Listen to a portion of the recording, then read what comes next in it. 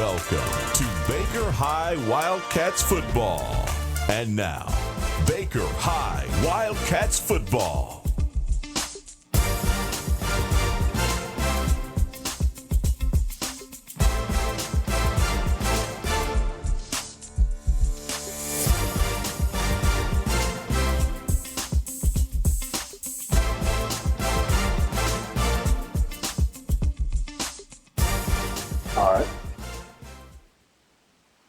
And good evening, everybody, and welcome again to another night of Baker County Wildcat football right here on 97.5 FM WFBB. I'm Mike Cruz, joined as always by Jackie Baker and statistician Justin Thomas, and we're set to bring you all the action. 2019 Baker County Wildcat football right here again on 97.5 FM WFBB. So tell all your friends, lock in the radio.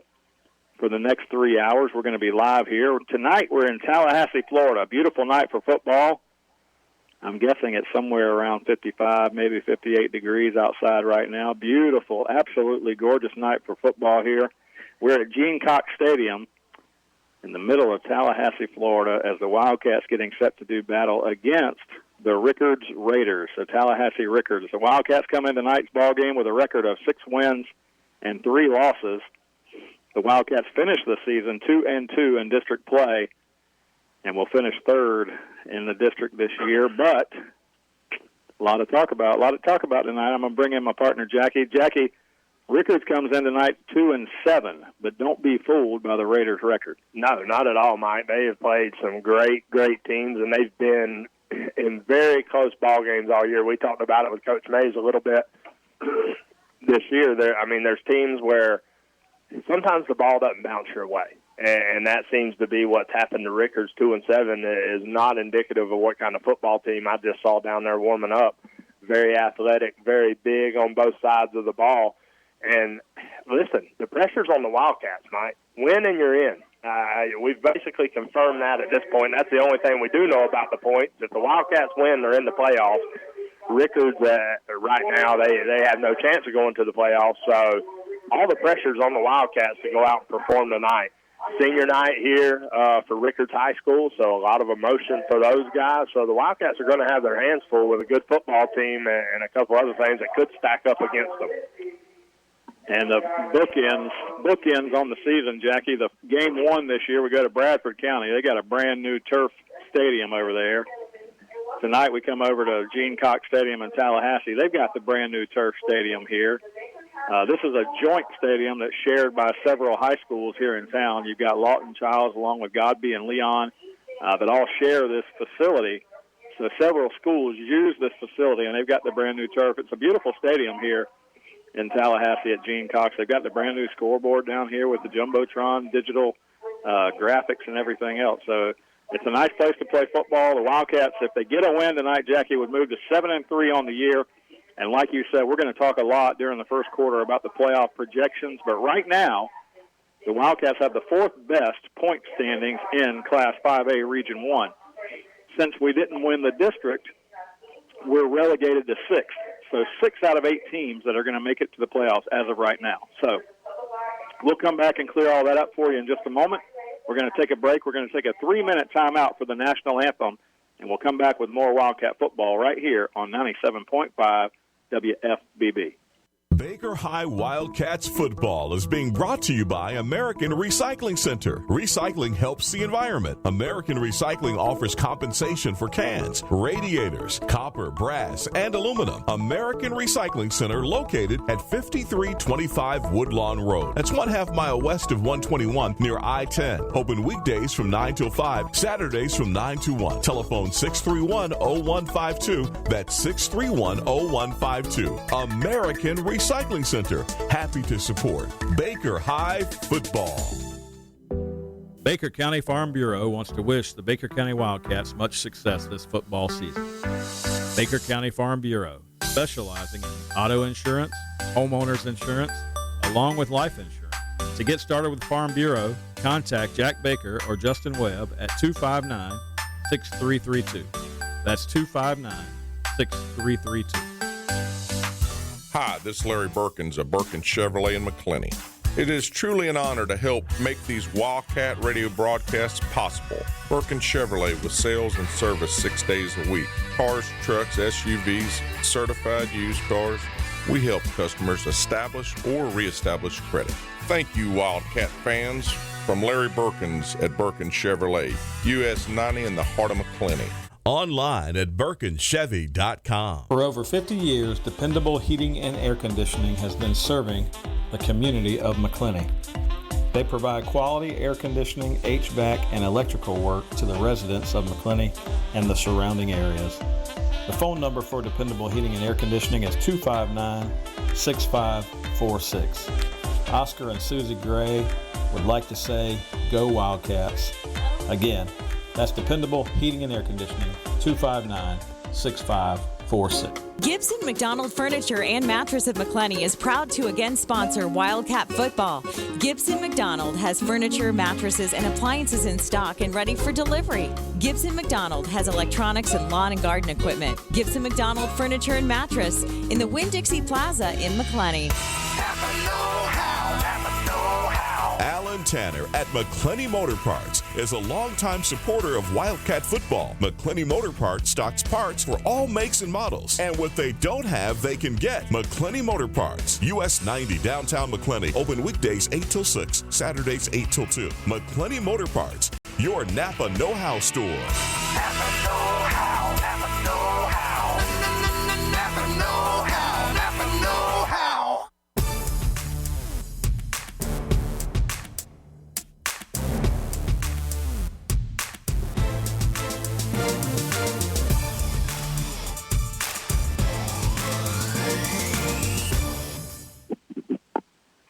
And good evening again, and welcome back to Tallahassee, Florida. Gene Cox Stadium here, the site of tonight's matchup between the Baker County Wildcats, who are on the road tonight, to face the Rickards Raiders.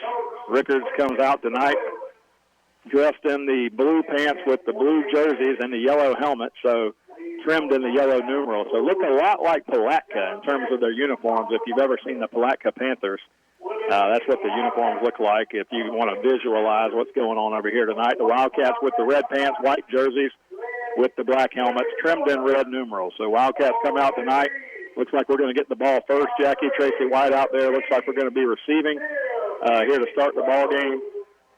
Just before we went to the break, we talked about the fact that Rickards is 2-7. Jackie, they play in a district with Swanee, Godby, and Crawfordville, Wakulla. So if you look in the 8 teams in our point standings right now in Region 1, Crawfordville, Wakulla is number 1. Godby's number 7, right behind us, and Swanee's number 8. Rickards is the only team not in the top 8, but that's a tough district. So this 2-7 record that you're looking at here tonight with Rickards, don't be fooled by that because the Wildcats are going to have their hands full. They like to run the football. They run primarily behind number 28, Devin Bailey. He's a senior running back, number 28, and we'll be calling his name tonight, senior quarterback on this squad. A lot of kids out here. They had a lot of kids. I want to say the Wildcats dress out right around 45 on the roster, and Rickards looked like they might have had maybe 10 more, maybe 55. Yeah, and I'm telling you, Mike, you and I, we were down on the field. They're some of the biggest high school football players I've seen this year anyway on that Rickards sideline. So, again, not going to be a cakewalk for the Wildcats. Rickards full of athletes down there. And like Coach John Staples said, the best 2-7 team in the state of Florida. So, yeah, going to have to come out and play. Staples really goes out on a limb with some of his statements, though, so you have to take it with a grain of salt. I wasn't going to say that on the air, but, yeah, you're right. Ready to get underway. Rickards has it teed up at the 40-yard line. The Wildcats will catch it and move left to right across your radio dial. Kick is up in the air, and it's going to be caught at the 35. DeHaven Clark's got it, and he's going to be running back across the field and be tackled around the 33-yard line. So he went the wrong way. Caught it around the 35, tried to reverse his field, and the Cats will start at 1st and 10 from the 33. Yeah, you were talking about it. During those warm-ups, Rickards didn't seem to have a kicker that's going to kick it a long way, much like what the Wildcats do on kickoff. And that time, DeHaven Clark, that's one of those you just got to grab it. And you grab it at the 33, get those 10 yards that you can get real quick and get out of bounds if that's what you want to do, but don't go backwards. Great look at the field from up here, Jackie. We're up probably twice as high as we normally are in Memorial Stadium. So a beautiful look at the field here. Wildcats will split out 3 receivers to the top side of the field. Jackie, look at the down marker. They've got a digital down marker. Oh, wow. That's fancy, You man. ever seen one of those? No, I've not. But this is going to be the host of the 1A through 4A championship. That's right. Yeah, they've made some upgrades. I was talking to my friend, and the guy who probably knows more about high school football than anybody is Greg Harrison. And Greg Harrison and I were talking last week, and he was talking about the upgrades they've made here. It's a really nice stadium here at Gene Cox in Tallahassee, Florida. So the next time you're driving through, you might just want to stop by and check it out. First down and 10, Cats 3 receivers top, 1 to the bottom. Scooby Graham in the backfield. Graham's going to get the carry, and Graham's not going anywhere. He gets to the 34, and he'll be turned away after a gain of 1. Gain of 1 that time. Scooby Graham and Rickards is going to come right out. They're pumped up. They're fired up, but they're going to do what every defense that faces this Baker County team's willing to do, and that's put 8 in the box and try to stop the run. Second down, the Wildcats will go tempo. Alex Bowen takes the snap, fires it left side. He had a receiver, Avant Lee, and the ball goes incomplete. Looked like Lee wanted to catch the ball running to the right. It might have been a tad bit behind him, and they just didn't. The timing wasn't there. No, poor timing on that pass play, but that's one of those plays that just kind of opens it up. If you're going to put 8 in the box, we're just going to swing it out there, an extended run play basically, but one you got to complete on second down and long. Third and long now. The Cats trying to go quick. Bowen's going to roll to his left side. He's got a receiver there. Now he'll run it, and Bowen trips. He had some room. He was coming up from the 33. He was going to cut back to the middle of the field, Jackie. It was all alone, and he just tripped. And I don't know if that was the turf or what. I'll tell you, that turf is a different surface, obviously. I mean, not to state the obvious, but when you're down there, man, I saw some of the Rickards kids in the warm-ups slipping around, sliding around a little bit. And that time, Alex Bowen usually pretty sure-footed out there. And he had a first down, too, Jackie. I mean, the middle of the field was wide open, which is where Bowen was taking off. He'll punt it away. Ball will take a Wildcat roll, and it's going to go deep inside the 25. Cats will finally touch it down around the 23-yard line. So a good punt for Bowen. And that's the thing. If you don't have a good punting game, the turf will help you. Yeah, no doubt. Bowen, he was got about 15 yards, a recipient of about a 15-yard roll there. So we'll take it.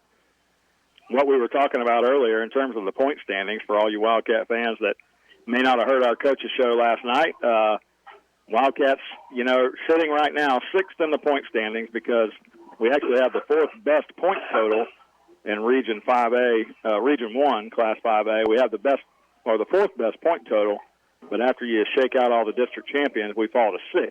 So right now, as it stands today, the Wildcats would face the 3 seed Terry Parker, who won our district next week. However, the points will update after this week. This is the final week of the season. So on the first play from scrimmage here, the quarterback is Greg Winters. He fires one to the right side and totally inaccurate. Way over the receiver's head. It'll be second down. Not even close, but something I do want to bring up, and I'm going to say this as a Florida fan because we got away with one in a football game this year. You got to watch those receivers blocking early. The outside guy, he went straight down and had to Haven Clark on a pass play. I mean, technically that's pass interference. Second down from the 23-yard line. This time they'll run the football, running off left tackle, and he's got a hole. He's out to the 35 and out to the 40, and that's the guy I was talking about, number 28. He's all the way across midfield as he carries a Wildcat defender with him to the 42-yard line. A big carry for Rickards, and that was, like I said, number 28, Devin Bailey. And he was out there. That's a 17, about a 25-yard gain on second down. That's the guy Coach Staples and Coach Hank Farmer alluded to. Yeah. 28, he's the man. We got to keep him contained. And that time he gets loose, has a hole on the left side, and able to pick up big yardage. 35 yards is what I meant to say. First and 10 from the Wildcat 42 now. Bailey got loose on that left side, and you saw, Jackie, from up here, the hole open up. Bailey took advantage. Looks like they're going to throw the football. Winters drops straight back, fires one down the left sideline. It's going to be over the head of the receiver and out of bounds. Tracy White with the coverage. He had good coverage, and that pass was uncatchable anyway. It was all the way 5 yards out of bounds. Tracy White, though, in great coverage, like you said, just running stride for stride with his man, and the Wildcats doing a little something different here on defense. electing to bring Ronnie Ellis down from his safety position. He's right up on the line of scrimmage, so putting Tracy White and DeHaven Clark out there on an island. 2nd down and 10. Now they're going to run the football. Bailey again. He's got a little bit of a crease this time, but the Wildcats do a better job of tackling him, and maybe a gain of 4 to bring up 3rd and 6. Looked like Rickards must have gave something away because at the last minute, Camilo Rollins, he was high-tailing it over there like he knew exactly where the ball was going. He's in a perfect spot. He and Kyler Cruz to make that tackle. 3rd and 6 now, so Rickards will think they might put the ball back in the air here. Intermediate range. 3rd and 6. Handoff to Bailey. We've got a man back there. Good job. The Wildcats penetrate Toby Kinghorn, the first man there to turn the play away, and a loss of 3 yards on the play to make it 4th down and 9. What a great play by Toby Kinghorn that time from his outside linebacker position, Mike. He was out there and completely blew that up. I thought they grabbed him by the face mask just to keep him from back there, but he's able to turn the running back inside. And I think that was Big Jacquez Elliott was able to clean it up down there. Kinghorn made that play, and now the quarterback, Winters, takes a deep drop here, but he looks like they're going to go for it. From the Wildcat 41, 4th down and 9. Winters calls for the ball, drops straight back. 3-step drop, fires one across the middle. He's got a receiver wide open at the 25-yard line, and somehow or another he got away from the Wildcat back. I think that's Ellis down there with him. And that's a 21-yard gain on 4th and 9. I just don't know. I mean, you run man, and then all of a sudden we go out in some type of zone, and the Rickards receiver's just able to sit down in the soft spot of the zone there unaccounted for. That's a hard thing to do in high school football. And unfortunately, as has happened all season long, the Wildcats give up a big play. Yeah, and it looked like he might have fallen down back there, Ellis, maybe. This time they're going to hand it off up the middle, and again, the Cat defensive front. After that first run by Bailey, since then, the Cat defensive front has shut him down. I think that was Kyler Cruz and Elliott, maybe? Yeah, Kyler Cruz in there on that one, able to take the run back down. And you're right, that front 4, or I guess it's about a front 5 or 6 tonight, doing a good job, minus a 1 run like you talked about, Mike, but coming into their own. 2nd down 11 after the loss of 1. They're at the 21-yard line after the huge 4th down conversion. Winters drops straight to throw. He's trying the left side again. Tracy White had his hands on him, and they're going to throw a flag. Trying to hit that receiver down the sideline. Tracy White with the coverage. He was with him, Jackie, but he's extended that arm, and that's what's going to draw the flag. Yeah, and that's one of those, honestly, I don't know if he's meaning to do it on purpose, but the quarterback, that's actually a great play because he's almost throwing that ball in the air as soon as it touches his hands. And so Tracy White, there is some hand fighting going on down there, which normally after about 15 yards, Tracy White would take his hand off and just run with him. So nonetheless, maybe just timing. Yeah, it's just poor timing. Tracy White, he told us, he likes to get up and jam him a little bit on the inside, and that's exactly what he was doing. Unfortunate call that time. The Rickards drive now all the way down to the 11-yard line. They will be able to get a first down at the 1. So they'll have a first down. Well, it should be first down. Well, they're going to call it second. Well, I don't know. Jackie, they've taken the – oh, so it's going to be 2nd and 1 from the 11. Okay. Interesting. All right. So the penalty wasn't enough for the first down, so it's short by a yard, so they move the chains back. It's 2nd down and 1. Just underway, 7:42 to go first quarter, no score, but Rickards on their first drive from the 23-yard line is all the way down to the Wildcat 11. 2nd down play, going to give it to Bailey again. No, this is a different running back. He's going to get the first down to around the 7-yard line. This is Gentry Sparks, number 13. That was one of those big kids we were talking about that time, running the ball, and I couldn't tell who it was. Looked like big Zane Mobley, big strong kid down there. He grabbed a hold of Gentry Sparks, and still Sparks carried him about 2 yards before we were able to bring him down. So here's what you got now. 7 minutes to go first quarter. 1st and goal for Rickards inside the Wildcat 10-yard line. They have marched methodically right down the field. Handoff straight middle. The Cats do a good job this time. stop him at the line of scrimmage. He might have gotten ahead for a couple of yards. Kyler Cruz in there along with Zane Mobley, Weston Averill, some others down there, but that'll be 2nd and goal from around the 5. Yeah, he spun forward, like you said, Mike, for about a yard. But, again, this Wildcat front doing a great job, minus the one run. The secondary, couple mix-ups back there to give Rickards the opportunity here inside the 5-yard line. Bailey, number 28, checks out of the game for Rickards, and number 13, Sparks, is back there. They've got 3 receivers to the high side of the field, 1 receiver this side. Here you go. He's going to throw it. Winters fires one to the right corner of the end zone, and he overthrows everybody. He had a receiver just on a go route toward the pylon in the back corner of the end zone, and he couldn't connect. That time to Haven Clark. Great coverage. He was lined up on the slot man on the inside and mixed it up a little bit. And Haven Clark stride for stride with the big receiver, trying to throw one of those back pylon, just get it out there where my guy's the only man that can get to it. But the Haven Clark, again, made him go put that ball on the money, and he wasn't able to do that. So now 3rd down here. Big play for the Wildcat defense. 3rd and goal inside the 6-yard line. Rickards would like to get a few yards here to think about going 3rd on 4th. Bailey is going to be hit by Kyler Cruz initially. The Wildcats trying to force him backwards. He's going to be stopped around the 1, and they're going to let him keep going, Jackie. They just let him carry the pile. They should have blown the whistle around the 2-yard line. Wow. But, I mean, there's a pile. There's 22 guys down there in a pile, and they just let him continue until he's pushed across the goal line, and they get a touchdown here. But that's one of those plays, Jackie, the whistle's got to be blown. Yeah, and I agree with you, but I'll tell you this, the Wildcats had a chance. They hit him initially. Initial contact was at the 4-yard line. At that point, you got to rally to the ball and bring him down.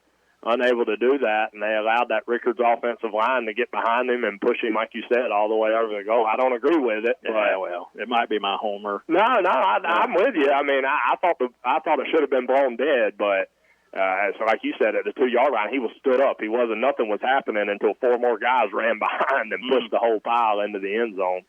I don't like that call at all. Winter's going to fire it across the middle on the 2-point conversion, and they've got a guy wide open in the back of the end zone. We got to get out of that zone, Mike. We're sitting there. I don't know if we haven't run it very much this year, but we just looked lost in that zone coverage in the secondary. Guys just running around wide open. I watched that receiver. He started at the right hash and ran all the way to the back of the end zone, and nobody moved until he got wide open. Well, the first score of the night is not good for the Cats. Rickards goes down the field. They go 77 yards to get an 8-0 lead here after the 2-point conversion is good. They had about a 6-yard touchdown run on 3rd and goal, and they also converted a 4th and 9 on that drive, Jackie. So the Wildcat defense just couldn't get off the field, and that's the defense that has normally been but don't break. This time Rickards takes them all the way down, 77 yards on their opening drive, and they lead us 8-0. Yeah, we've talked about that bend but don't break. At some point it's going to cost you, and it does right there. Able to, you said the 4th and 9, we had a chance to get off the field. That was a big play and couldn't do it. Kickoff is a high one this time, comes down around the 28. DeHaven Clark and Tracy White run together. Now Clark's got it. He's going to get it out to the 28-yard line. Almost disaster for the Cats as Tracy White and Clark kind of ran together there. The ball was on the ground. Clark able to pick it up and go make something out of it, but we'll have it 1st and 10 from the 28. A little miscommunication there, and I'm sure Coach Mays is going to talk to DeHaven Clark and say, listen, man, the guy running up, he's got the first dibs on the ball. All right, Jack, we'll get our first time out of the night. We'll keep it here during the timeout. John, you can just hang with us. We'll keep it here during the mid-quarter timeout. Want to pass along a couple shout-outs. Shout out to all the Baker County folks who I saw last night as we traveled around on our trick-or-treating duties on Thursday night. I hope everyone has recuperated from that on a Thursday night and made it back safely to work today and had plenty of, Reese's and Snickers and everything else. And along the way last night, I ran into one of our show sponsors, Oscar Gray, and I want to give Oscar a big shout-out tonight. And Oscar's up in Eastman, Georgia. And the one thing I forgot to tell you last night, Oscar, if you're hearing me, I want you to know this. So Oscar's hunting. He's at the hunting camp in Eastman, Georgia tonight, and Oscar sponsors our Dependable Heating and Air Conditioning Coaches Show on Mondays. The one thing I forgot to tell him, Jackie, Oscar, I've got a Georgia hunting license, so next week, maybe I can go with you. What do you think? Next week, man, we're going to be in the playoff. Oh, well, maybe the week out. Maybe the week out. All right, so here we go. Scooby Graham from the 28-yard line. He's going to take it out to the 33-yard line. So that time, Scooby gets about 5 on first down, and that's what we want to see. Second down play, second down and 5. After the timeout for the mid-quarter break, Scooby Graham again, and now Scooby Graham fighting his way out near the 40-yard line. The Cats are going to get a first down here, so the Cats come out and feed Scooby Graham 2 plays in a row. He's going to get 11 yards and a first down. Yeah, no, you're exactly right. That's what you want to see there. You want to see that big offensive line having their way with these Rickards defenders, and Scooby Graham just doing what he does, lowering his head and picking up 5 and 6 yards a clip. First down and 10 now. The Cats near the 40-yard line. We need an answer because Rickards and the way they played offense, they look like they came to play tonight. So if they're going to score, we need to score with them. First down play, going to swing it out to the left-hand side. And again, another pass that's thrown out to the left side that's going to be incomplete. And lucky that time that they didn't call that a backwards pass, because if they did, Rickards had about 3 guys there to pick it up. Yeah, and listen, it's cold out here. Yeah, if you're sitting at home and you went outside, I get it, man. It's a little chilly, but got to hang on to the football. That time a great pass by Alex Bowen, and that was just a drop. Just a drop. Where'd our stat guy go? He's out there enjoying that cool weather. Did we do something to run him off? Second down play, second down and 10. Wildcats from the 40. Bowen going to keep it himself. Takes it up the middle to Graham, and Bowen's going to be tackled after a gain of 2 yards. And the Cats had something going. Graham had 11 yards on 2 carries, and then we dropped the pass again, and that's what broke us on the last possession. Yeah, you're absolutely right. On a second long situation, you got to be able to complete that pass. That time we tried it on first down, and that hurts. Third down and 8 now. Bowen in the shotgun. He's got Scooby in the backfield. 2 receivers to the top of the field. Here we go. Bowen looking to throw. He's going to scramble out, and again, the middle of the field is wide open. Bowen's going to scramble across midfield and get the first down to the 49 of Rickards. And that time, Jackie, you saw what would have happened on the other third down play as they leave the middle of the field wide open, and Bowen saw it. Yeah, and great. Well, I don't know what side. Referees are conferring about something, but there's no flag on the field. We got a face mask. Wow. I don't see the flag. It's on the far side. Yeah. Okay. So they got a face mask. So we're going to take it from the 49, and they're going to take it to the 42. So they must have given Alex forward progress to the 47. So it's just a 5-yard face mask. But either way, Bowen that time, Jackie, he tripped on our first possession. Would have had the first down. This time he keeps his footing and goes to the middle of the field. And if they leave the middle of the field open up like that all night, we're going to have a cakewalk. Yeah, Alex Bowen will have a field day with his legs tonight. First down and 10 from the 42. Bowen in the shotgun. Bowen calls for the ball, fires it right side. Christian Taylor's got a catch, but he's going to be corralled right away, right where he caught the football. Rickards had guys all over him. Catch was made that time, but no gain on the play. I don't know. I think at this point I'm still willing to give Scooby Graham the ball a little bit. Let's let him try to get something going. That's 3 pass plays now, 2 drops. I mean, nothing you can do about that, but just not really opening up for us right now. Second down and 10 from the 43-yard line of the Raiders. Fires it out left side, and again, the pass is going to be incomplete. He had Avant Lee over there, and again, just the timing on that throw. The timing on that throw has to be perfect. It's got to lead the receiver a little bit out front so that he doesn't have to turn around. And that time, Avant Lee again had to kind of turn around and catch the ball. And when he did, he was unable to bring it in. And then that time he had a defender that was close to him, so he's thinking about the defender too. So now you're 3rd and 10. Yeah, that's what I'm talking about. I mean, you're in 3rd and 10, quick and in a hurry here. 3rd down 10, Alex Bowen in the gun. He's going to fire one. He's under pressure, and now he's going to be sacked.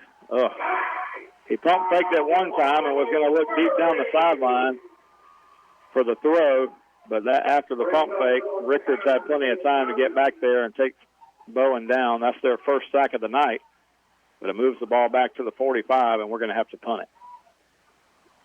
Thought we had something promising going there the first couple plays. get a face mask and you get down the field, and then on a couple pass plays, it just stalls. End-over-end punt going to be fielded at the 15-yard line, and the return man's going to bring it up to the 20.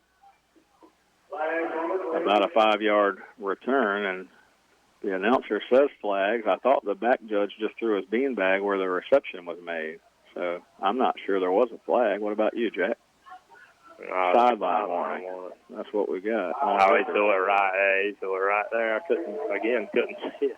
Normally pretty good at spotting those flags. I couldn't see the last two, so sideline warning, and with 2:42 left in the first quarter, Rickards is going to get the ball with an 8-0 lead. Wildcats have had it twice here in the first quarter. Both times we've had to punt it away. Bowen with another good punt to pin them back at the 20-yard line, but last time we pinned them back at the 23, and they went 77 yards. So defense is going to have to keep us alive, keep us around in this thing until the offense can get on track. Yeah, we can't let Devin Bailey get loose running back for Rickards here. Again, that Wildcat linebacking core, they did a great job last series, and unfortunate 4th and 9 play, let them pick that up. So stop them on this side, maybe turn that field position around a little bit. First down and 10, handoff straight up the middle, and the Cats had a chance again right at the line of scrimmage to bring Bailey down, and he squirts ahead out near the 25. I mean, that play should have been stopped maybe a yard, and he ends up getting 4. Yeah, this is where I'm not used to seeing this out of this Wildcat front. Initial contact, we're usually pretty good about bringing a running back down, but Devin Bailey, a good hard runner, and he's picking up 3 and 4 after the initial contact at the line of scrimmage. Second down play, second down and 6. Winner's going to give it again to Bailey. This time, Bailey's corralled in the backfield, and the Wildcats are not letting him go. A bunch of guys up there, but it looked like Page and Datrell Page, Weston, and Vera down there. Man. Well, Datrell was fired up. Yeah. I got a feeling he had a piece of it. He actually knocked him back a yard. I don't care how fast you run. If you run into Weston Avera and Datrell Page, you could be doing 60 on the interstate, and that is going to bring you to a halt. Third down, Weston Avers had a good year. He's one of the guys that we said qualified for our play of the game last week. Third down play, they fired out here underneath to number 37, and it's going to go incomplete. So the Cat defense has held, and they'll force a punt here on 4th and 7. Yeah, that's what we needed right there. Great job that time. Good coverage all the way across the field, forcing the quarterback to throw it out of the outstretched arms of his receiver. So the Wildcats look to get great field position with 1:28 left in the first quarter, down 8-0. And Tracy White, we know how dangerous he can be back there. See if we can't get a big return. Tracy White stands back around our 43-yard line. The punter stands back around the 10. Rickards with an 8-0 lead here early on. They got a touchdown, a 6-yard touchdown run from Bailey early on, and they added the extra point. This time it's an end-over-end punt that comes this side, and it's going to go out of bounds right around midfield, maybe the Wildcat side of it at the 48-yard line. So the Cats will have decent field position right up around midfield. Jackie, why don't we take a 30-second break? We'll come back with more Wildcat football on WFBB.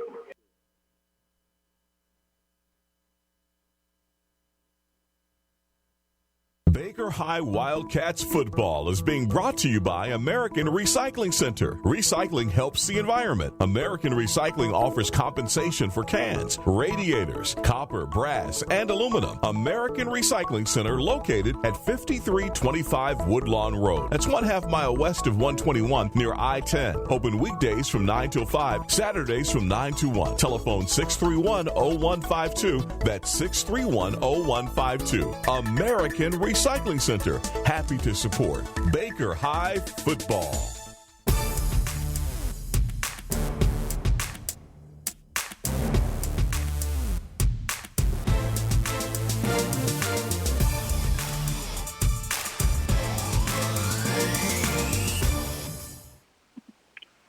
Wildcats on first down run the ball with Jamarian Baker to the left side, and he's going to be stopped right at the line of scrimmage. It brings up second down and 10, and Scooby Graham going to be hit and pulled back in the backfield, and he's going nowhere. We're going to get a flag down, and I wonder if that's for them grabbing his face mask, Jackie. Yeah, it looked like a face mask down there, and we're going to get bailed out big time because Scooby Graham was about to lose 8 yards on that second down play. Good field position for the Cats. We can't waste it. We've been getting closer and closer to midfield. This is a face mask. They're only going to call the 5-yard variety, though, Jackie. So here's the problem. They call it way back in the backfield, so all this does is move it back to the line of scrimmage. We'll get the down over, though, right? So, maybe, I mean, that's a good thing. Well, you get the down over, but, I mean, without calling that a personal foul, you know, I mean, a 5-yarder really, I mean, all it does is give us the down over, you know. 2nd and 10 from the 47. We try to get them to jump off sides. They don't. Now Bowen looks back to the sideline. Getting close to the end of the first quarter here. 35 seconds to go in the quarter. Wildcats trailing 8-0. Handoff middle, and again, Rickards is all over the Cats, and they push our line back a couple of yards, and it's going to be back to the 45. And we have no answer right now, Jackie. The Rickards Raiders have pushed us back to the 45, so on 2 plays here, we lose 4 yards. Yeah, I mean, Rickards came to play. We talked about it, Mike. I mean, senior night here, nothing really to play for but a chance to possibly take the Wildcats out of playoff contention, and we don't have an answer up front right now for this Rickards D-line. 2 seconds, 1 second. That's going to be the end of the quarter.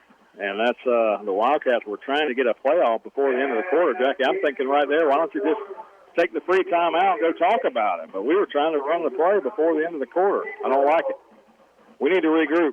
We'll regroup here on the radio, and we'll let the Wildcats regroup on the far sideline. That's the end of the first quarter. The Cats trail at 8-0. We're going to come back in just a moment with more Wildcat football. We'll take a 1-minute timeout on WFBB. You're listening to Wildcat Football on 97.5 FM WFBB. This radio station is a ministry of Glen Baptist Church in Glen, St. Mary, Florida. We're blessed to air Baker County Wildcat Football live each week, and it's our hope that you enjoy the program.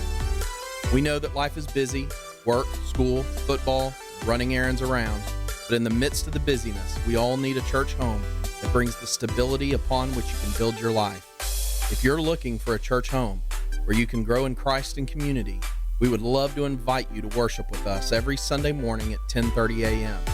Check us out on our website at glenbaptist.org or on Facebook, where you can access church info and content and even watch worship services. At Glen, you get dynamic music, gospel-centered expository preaching, and a wonderful faith community. Come grow with us.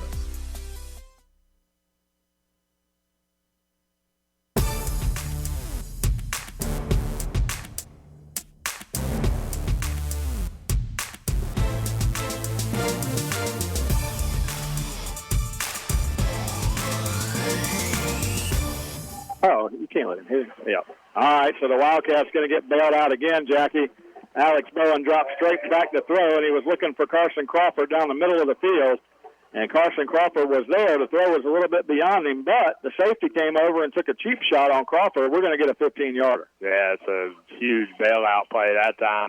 But a great job by the offensive line and pass protection. Alex Bowen had a lot of time, let those routes develop, and he did. He had Crawford look like a little post right in the middle of the field there, and Bowen, he wished he had that one back. Yeah. He may have scored, but just overthrew him, just through the fingertips there at Crawford. But, again, like you said, Mike, Wildcat offense going to be bailed out with some new life here. New life from the 40-yard line. Cats now, via the penalty here, getting a first down, which is okay. We'll take it, but we need to move this football. Bowen with the ball gives it to Scooby. Scooby's going to get 2 yards straight ahead, but he is stopped in his tracks at the 38-yard line. It'll be 2nd down and 8. And this has been the one formation that I felt like, yeah, that's kind of our bread and butter, what we go back to when nothing else is working. You got Scooby Graham and Jamarian Baker in the backfield with Alex Bowen, and they just kind of alternate who they give it to, and I don't know the dynamics up front of what's going on, but it's worked well for us all season and just nothing doing right now. 2nd down, call it 7. Jamarian Baker with the ball down across the 45-yard line. Now the Cats seemingly here, Jackie, would be in 4-down territory. We need 3rd down and about 4. Yeah, let's just pick up a first down. Let's try that. Yeah, I'm just saying we got a 2 for 1. I know what you mean. Just underway, second quarter from Tallahassee, Florida. The Wildcats trailing Rickards 8-0 early on. But the Cats now with a chance, 3rd and 4 from the Rickards 35-yard line. Bowen, empty back set, looks to fire it. Fires it over here, left side. It's caught. Scooby Graham makes the catch, and he's free. 25-20, down to the 15 and inside the 10-yard line. What a great throw and catch that time by Alex Bowen and Scooby Graham. I'm going to tell you, that was one of those plays, if you're the Rickards defender, you gambled and you went for the interception, and it cost you big time. Scooby Graham with a great catch and able to scamper down to the 5-yard line. First down and goal inside the 5 now. Graham back there. He's going to get the carry. Graham goes down to the 3, to the 2. And he's going to be stopped there at the 2-yard line. It'll be second and goal from the 2. And, Jackie, I had to hold my breath on the pass because you're right. The corner went for it. Graham caught it. And for a second, it was like everything froze. Second down goal, Scooby again, and this time he's met in the backfield but carries the defender down to the 1. Golly, that's a great run by Scooby Graham. I tell you what, offensive line, they got blown up that time on the left side of that line. Scooby Graham able to fall forward, though. Big third down here. Third down and goal. Need to go outside, Jackie. Need to go outside. They have jammed the middle, but it's going to be a touchdown. Wow. Quick hitter right there up the middle as the Cats are going to get the touchdown from 1 yard out. And that was Graham again, wasn't it? It was. It was. That was Scooby Graham, and the left side of that offensive line just redeemed themselves in my book because that's the way they ran it. And they got a push that time, and Scooby Graham able to score. So a good job. Just got to be more consistent with it. So Kevin Mays doesn't even think about tying it up with the 2-point conversion. He goes ahead and sends Blake Mays out. Blake Mays, 9 extra points last week. And hopefully I didn't jinx him. Snap is back and snap is down. The kick is on the way, and Blake Mays has drilled it. That's 10 in a row for the coach's son on the extra point to make it an 8-7 ball game. That 9 in a row. I don't know if you saw the Wildcat Athletics Twitter, but that ties the school record. Well, yeah, and you and I talked about it last week, and we got to do some more work with Coach Staples to get our record book updated because there's some records for the past few years that we haven't kept up with. But if I think I'm correct, and I think I am, I think Daniel White had 9 extra points against Stanton Prep. Class of 2004, baby. Yeah, is that you? Yeah. Okay. So Daniel White also had the 50-yard field goal against Stanton, and I think it was the same game that we had 10, that we had 9 extra points. So if I'm right, I think that now Blake Mays and Daniel White would be tied. But we're going to go back through the record book. That'll be an off-season thing that we do. But Coach Staples and you and I will get together and do that. Listen, there have been so many things that have happened this year that we really need to kind of collect that record book. There's a kick on the ground, and Rickards is going to fall on it over there, and they're going to have it 1st and 10 from the 35.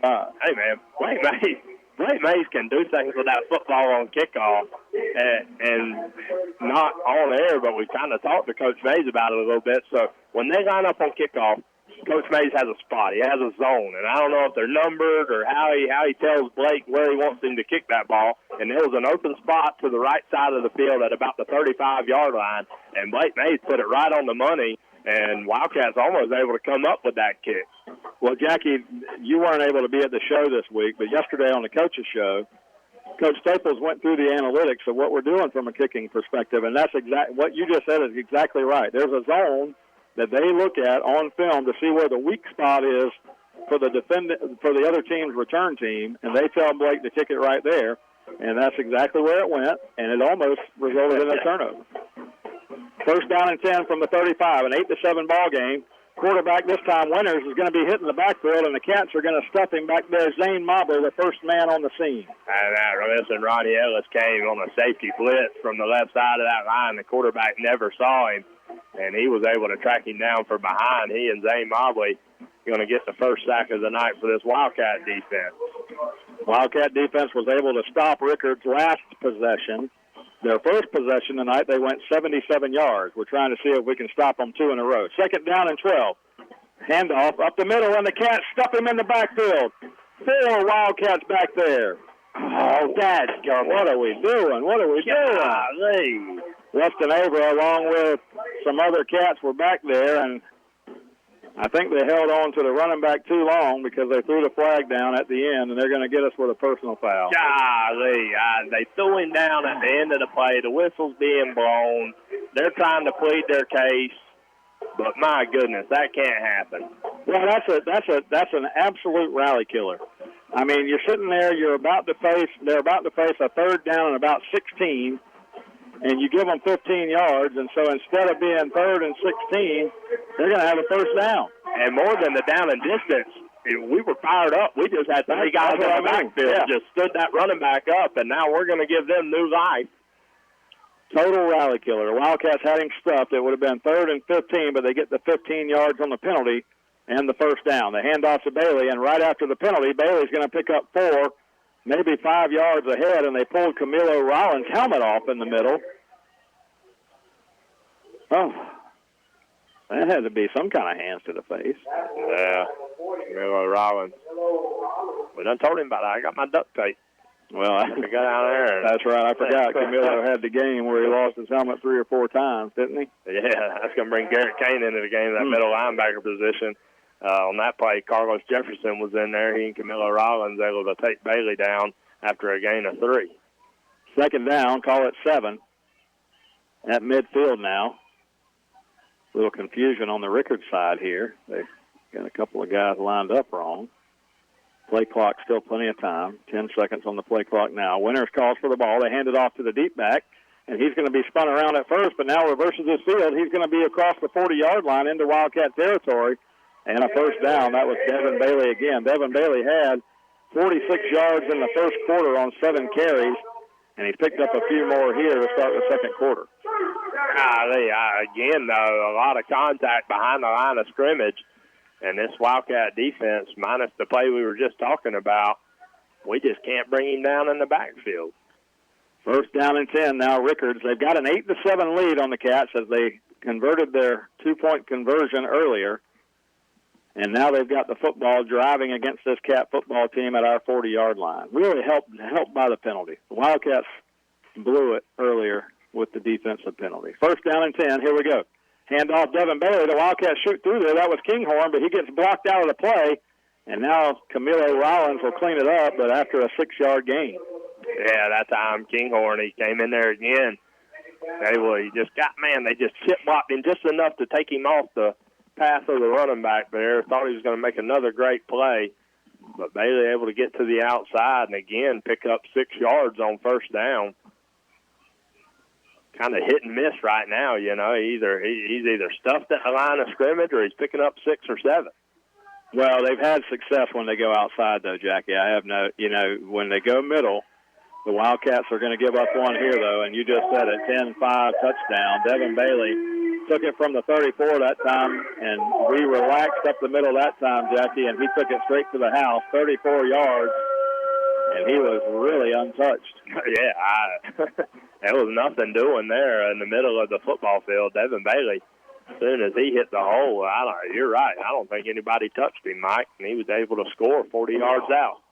14-7 now. Rickards on top after the touchdown, and they'll go for 2 again. Now, here's where that 2-point conversion can be such a weapon, Jackie, because if they get the 2-point conversion now, it becomes a 2-possession game again. And, you don't want to be chasing 2 possessions all night long. Heck no. 14-7 ball game. Winters in the shotgun. He's going to look to throw the football. Fires it right side. It's going to be incomplete. He had a man open, threw it too high, and so the pass is incomplete, but I think we might have a flag. Again, a guy's wide open in the back of the end zone. I can't believe. Okay, it's a legal motion, so we're okay. The Wildcats will stop them here, so we stay within a possession at 14-7. Winters, he just rifled that ball and no need to because his receiver was wide open in the back of the end zone. Again, just sitting in that zone, and they're finding a soft spot and sitting down, and we're just content with if nobody's right around us to just stand there. Well, you got to find somebody. They're running around out there somewhere. 14-7, Rickards on top here, midway through the second quarter. Jackie, a lot for us to talk about tonight. I already thanked our show sponsor, Dependable Heating and Air Conditioning, Oscar Gray. He's in Eastman, Georgia. And, Jackie, by doing that earlier, I got an invite. Oh, man.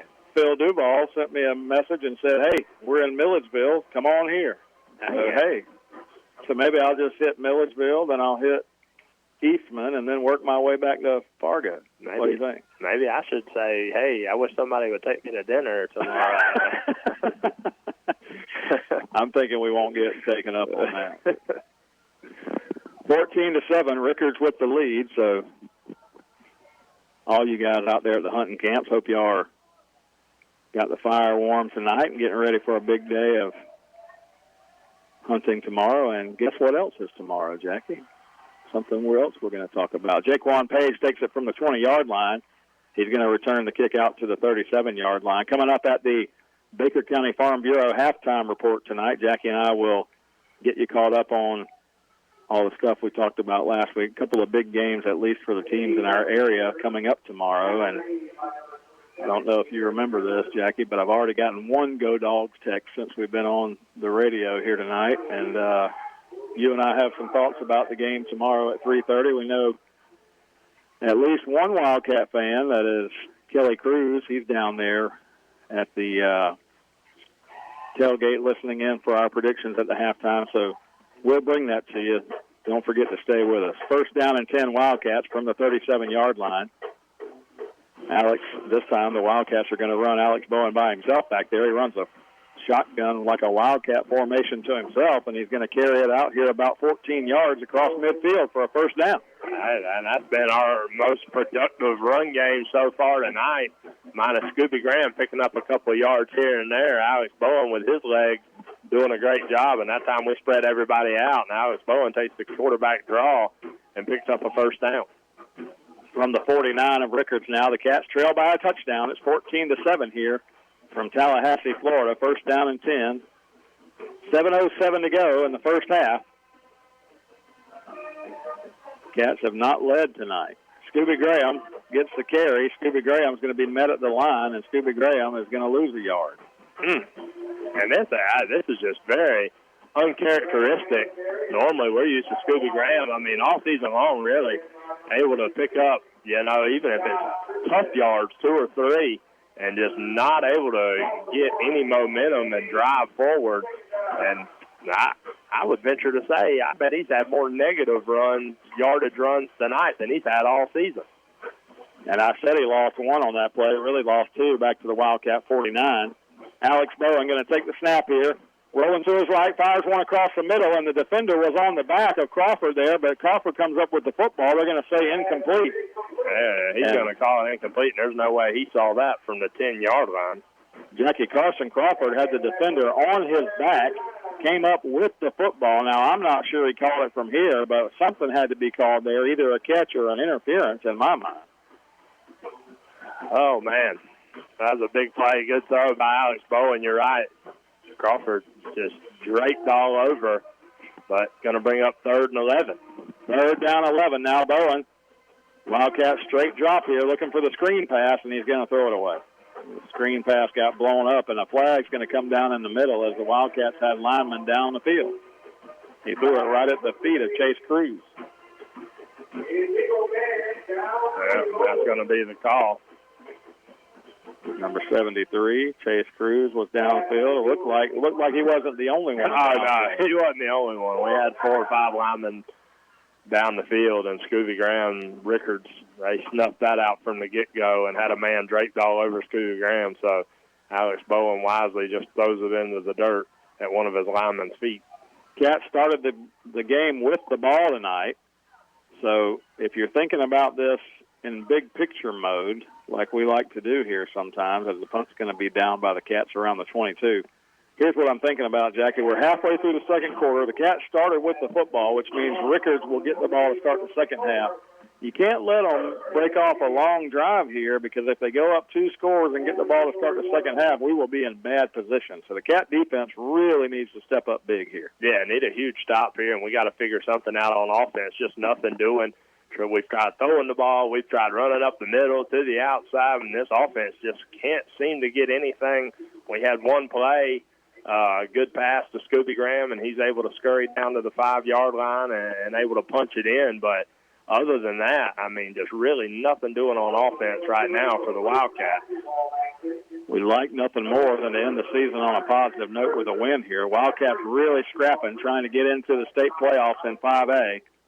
As of right now, the Cats would be the 6th seed out of 8 seeds that would make it in Region 1. But after this week, all the points reset again, so we have to see. We feel confident that either way we're going to be in the playoffs, but we don't know for sure. First down and 10. Tallahassee Rickards with the football from their own 22-yard line. Handoff to Bailey, and Bailey's met at the line of scrimmage, and he's still fighting hard to try and get some yardage. Looked like Weston Avera might have been the first man to hit him. He fights and gets 2 yards after that. It'll be 2nd and 8.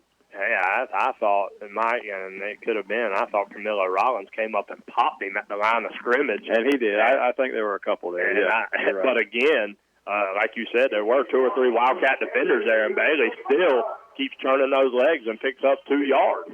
And you were right. We were talking to Hank Farmer before the game, and Hank Farmer knows about tough-nosed football, and he said number 28 is a ball player, and he is. 2nd down and 8.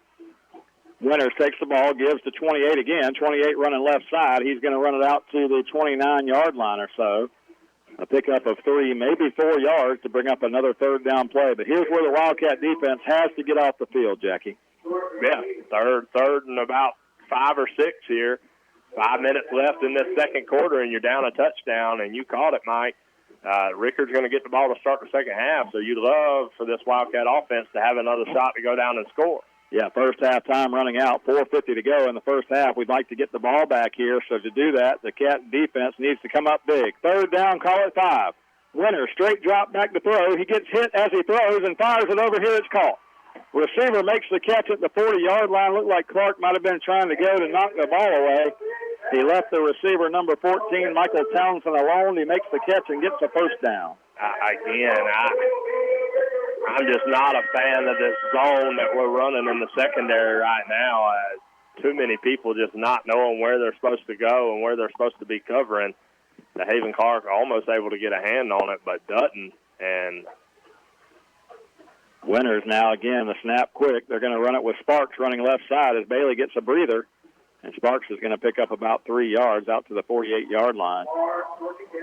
2nd down and 7. The Wildcat defense, Jackie, 4:11 to go in the first half. We'd really like to give our offense one more chance here with the ball, and we cannot give up another score. No, not at all. And a couple times, that's kind of been the Achilles heel of this Wildcat defense when you have an opportunity to get yourself off the field and just unable to do it. And again tonight, we've seen that on several occasions already.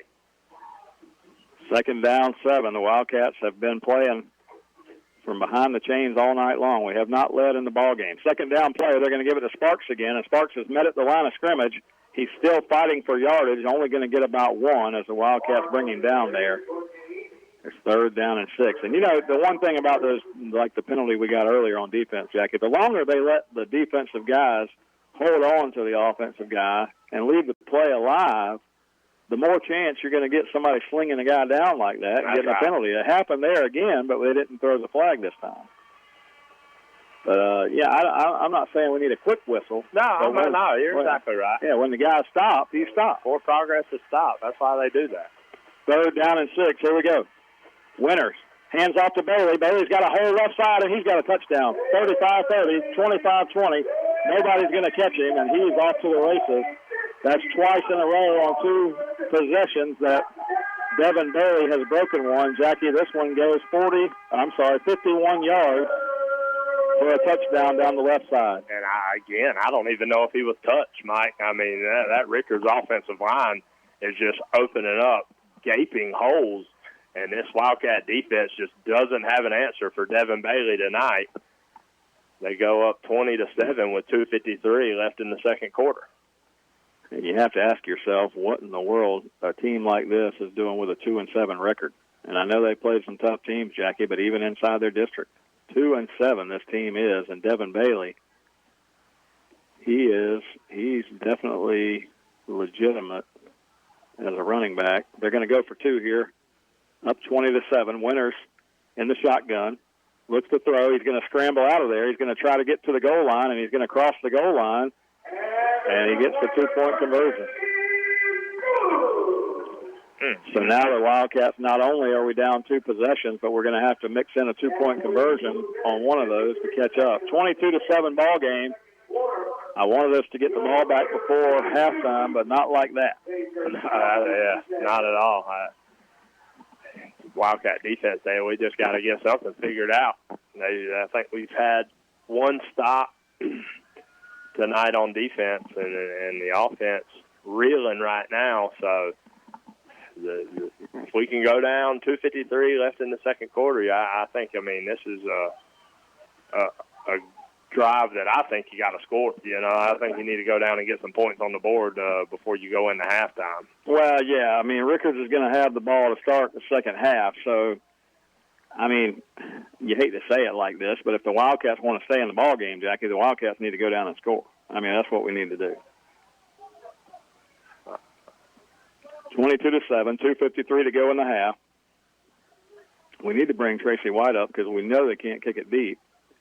Let him catch one about midway, and somebody's going to get it here at the 30-yard line. This is Tracy White. He's running off to the right side, running laterally, though, and he's going to get tackled around the 35. It'll be 1st and 10 from there. So the Cats with decent field position to start at the 35, and we've got to do something on this drive. Jackie, I want to remind all the folks listening in across the way back in McClenny, 97.5 FM WFBB. I want to thank the folks at Glen Baptist Church for all season long making it possible to hear not only Baker County Wildcat football, but also the coaches show that we've been running each and every week, thanks to all of our sponsors who I'm going to name at our halftime show. So stay with us at our Farm Bureau halftime show, as we're going to talk about a lot of stuff at halftime, but I know folks are waiting to hear about the predictions for the Florida-Georgia game tomorrow, a big one in Jacksonville.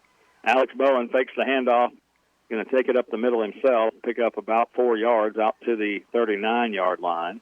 The Cats will have 2nd down and 6 from there, maybe 7. Scooby Graham's in the backfield. You've got 4 receivers, 2 left, 2 right. More than anything, you got to see the Wildcats. They've not been in this position very much this season. Every ball game's been a very close ball game, win or lose. And right now, Rickards, they're fired up. Scooby Graham gets a hole, and he runs over the defensive back for Rickards that time and shows him that Scooby Graham is a powerful back as well, as he picks up yardage out to the 48-yard line and gets a 1st down for the Cats. Great run by Scooby Graham that time, and you're right. Listen, hey, let's pick it up, man. We're here to play too. They ain't the only ones that can be physical. 1st down and 10, Cats now from the 48. 2 minutes to go in the half. We're going to run a little jet sweep here with Avant Lee. And Avant Lee is going to get it out to midfield. Tackle from behind after a 2-yard gain. Avant Lee running that sweep play, trying to turn it upfield there and get some yardage. Catch him off guard. 1:40 to go in the first half. 1:40 to go. I believe the Wildcats have all 3 timeouts, so we got some time here. But you got to go. Look for a passing play here, Jackie. 2nd down and 8. Alex Bowen communicating with Carson Crawford, number 17, to the high side of the field. Looks to throw. Fires it under. Oh, it's almost picked off. Alex Bowen, him and Crawford were talking before the play, and if I saw that, so did number 7, which is Lionel Whitaker for Rickards, and he read it all the way, and the only thing he didn't do was pick it off. He was in position, and he would have had nothing but green grass. Oh, my goodness. That's all he has, green grass in front of him. That's the 3rd time they've tried to jump one of those short routes. At what point, you got to try to pump fake them here and make them bite on that. But, man, that's a couple that almost picked off. 3rd and long. Bowen straight drop. He's under pressure. Bowen's going to have to scramble out, and now he fires one out of bounds, trying to save the play there with a throw out of bounds, and he gets it across the line of scrimmage, so it shouldn't be grounding, but the Cats will have to punt it. Again, just not a whole lot doing for this Wildcat offense tonight. I'm not sure what's going on. That time, there's a couple of those pass plays, Mike, where that offensive line's doing a great job, and Alex Bowen has a lot of time to throw the ball, but then you get one like that, not that time. 3rd and long when you really need it. Need some time. Need those routes to develop. Bowen gets the punt off. It's a high one. It's going to come down around the 15-yard line. A catch is made. He made a diving catch, which was dangerous for Rickards, but Corey Walker able to come up with it, a 1:11 to go. Jackie, after this 1:11, we will have our Baker County Farm Bureau halftime show, thanks to Jack Baker, Justin Webb, and all the fine folks down there at Baker County Farm Bureau. 259-6332 is their number. Automobile insurance, homeowners insurance, life insurance, health insurance. You can make one call to 259-6332 and talk with Jack or Justin about your insurance needs. And they've been a Wildcat supporter for many years. Yeah, I mean, all the sponsors do a great job. I tell you, I like to thank everybody that just listens every Friday, Mike. You and I, we're around town here and there. I was in Firehouse Subs today, and somebody said, hey, you guys going to be on the air tonight? And so just to know people are listening back home, we appreciate y'all. We made it over just in time to get on the air tonight. First down and 10, handoff, straight up the middle. And again, Bailey with big yardage. He's going to be out near the 30-yard line. And the Cats are going to finally bring him down there. Actually, they never bring him down, but they finally blow the whistle. And Devin Bailey's fired up. Yes, absolutely. As long as this Rickards offensive line as well, they're dancing, they're bobbing their heads. You better do something quick with Devin Bailey, figure out a way to corral this guy. And that's what I was going to tell you, 53 seconds left. And the way he's been breaking them, we're not out of the woods yet. Well, he's a power back and he's a speed back, all in one. And Devin Bailey, well over 100 yards here tonight. Jackie, you were talking about people listening into it. I almost forgot. I got a little guy, did not make the trip with us tonight. My little football player at home, Colby Cruz, he's listening in. And if you're still listening, Colby, the Wildcats not winning right now, but we think that we're going to pull them through. Absolutely. Yeah, you got a lot. Go in, make some halftime adjustments, figure out a way to stop Devin Bailey. This offense got to figure out how to move the ball a little bit, a little more consistently in the second half. But here, right now, with 48 seconds left, like I said, Devin Bailey, the way he's been striking fast, we got to get into halftime down 22-7 right now, and you don't want to make it any worse than that. Nah, we need to be in the ball game. So something by hook or by crook is what we like to say. Some way or another, we need to get back in this game, down 22-7. Whether that's a big defensive stop here, turnover, some type of momentum play to get these Wildcats back in the game. Because right now, Jackie, it's been all Tallahassee Rickards. Devin Bailey not even in the ball game right now, out of a timeout. No, he's got Sparks back there. Not sure that's what I would do, though. If I was trying to go down and score, man, that Devin Bailey, my goodness. Well, they added some time to the clock here. It was down to 52. They've added 5 seconds to get it back to 57 seconds on the clock when they say they called timeout, I guess. Well, the play got over with 52 seconds. Yeah. The clock was stopped because of the first down at 52 seconds. Sheesh. Well, 57 now.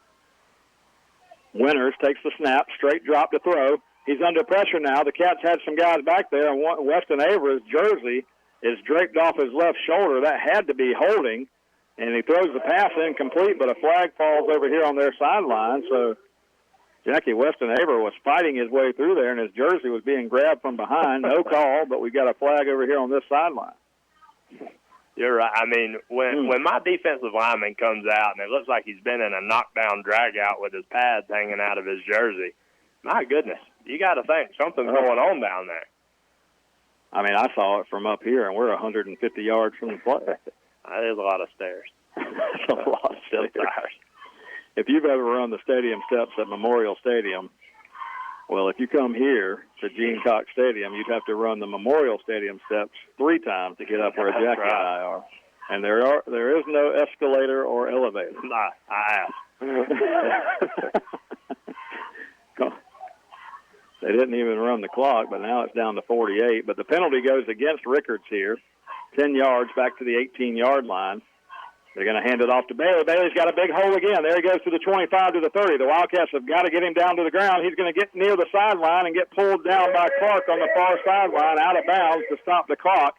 But Bailey picked up 21 yards there, Jackie, and looked like he might find a crease down the sideline. Holy cow. This kid, I'm with you. I don't know how they're 2-7. This may be, and I'm not going to say who said it, but somebody said this may be one of the best running backs we've faced in the last couple of years. And you know that we faced some very good running backs, Clay, high school, and a couple other guys. And my goodness, Menendez had absolutely some good ones. So, but this Devin Bailey, he's holding his own. Yeah, I mean, not to mention the backs that the Wildcats have had. I mean, Darian Oxendine, the guy you're talking about from Menendez, along with some others. I mean, there have been some really good backs we've faced, but this guy, Devin Bailey, number 28 for Rickards, senior running back, he's a player. They're going to call timeout with 27 seconds left. They've got the ball on the 39-yard line.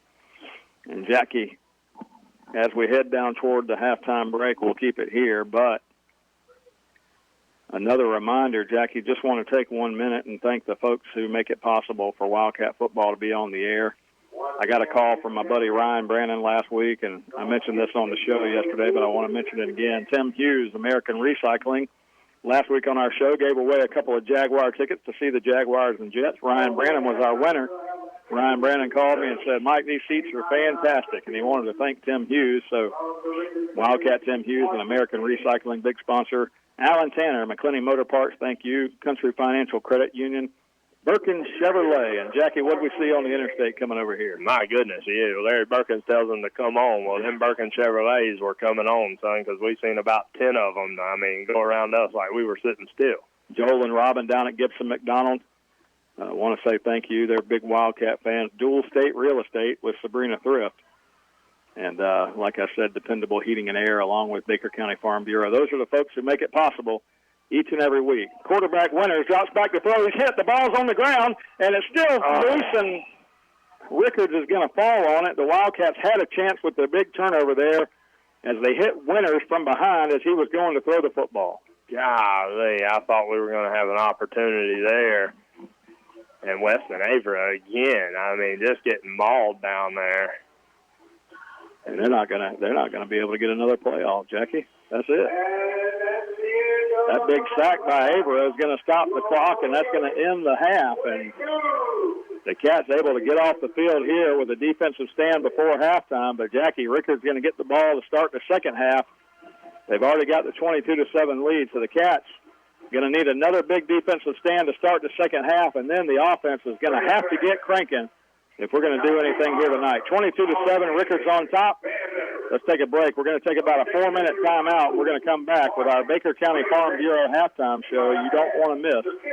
Stay with us. You're listening to Wildcat Football on WFBB.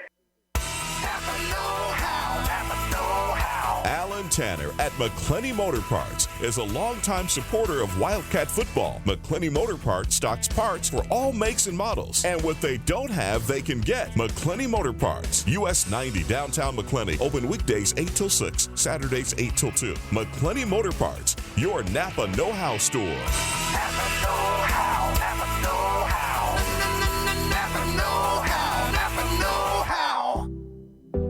Baker County Farm Bureau wants to wish the Baker County Wildcats much success this football season. Baker County Farm Bureau, specializing in auto insurance, homeowners insurance, along with life insurance.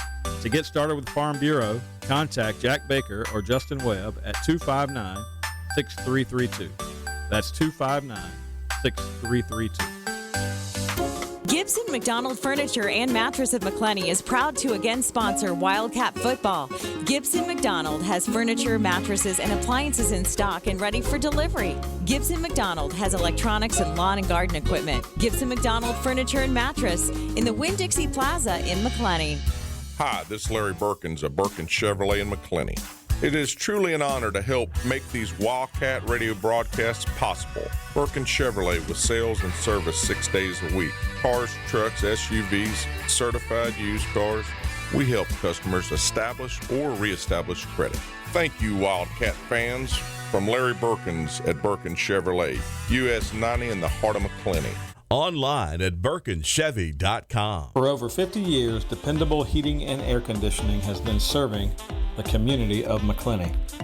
They provide quality air conditioning, HVAC, and electrical work to the residents of McClenny and the surrounding areas. The phone number for Dependable Heating and Air Conditioning is 259-6546. Oscar and Susie Gray would like to say, go Wildcats. Again, that's Dependable Heating and Air Conditioning, 259-6546. workforce. Baker High Wildcats football is being brought to you by American Recycling Center. Recycling helps the environment. American Recycling offers compensation for cans, radiators, copper, brass, and aluminum. American Recycling Center located at 5325 Woodlawn Road. That's 1/2 mile west of 121 near I-10. Open weekdays from 9 till 5, Saturdays from 9 to 1. Telephone 631-0152. That's 631-0152. American Recycling Center. Happy to support Baker High football. You're listening to Wildcat Football on 97.5 FM WFBB. This radio station is a ministry of Glen Baptist Church in Glen, St. Mary, Florida. We're blessed to air Baker County Wildcat Football live each week, and it's our hope that you enjoy the program. We know that life is busy, work, school, football, running errands around, but in the midst of the busyness, we all need a church home that brings the stability upon which you can build your life. If you're looking for a church home where you can grow in Christ and community, we would love to invite you to worship with us every Sunday morning at 10:30 a.m. Check us out on our website at glenbaptist.org or on Facebook, where you can access church info and content and even watch worship services. At Glen, you get dynamic music, gospel-centered expository preaching, and a wonderful faith community. Come grow with us.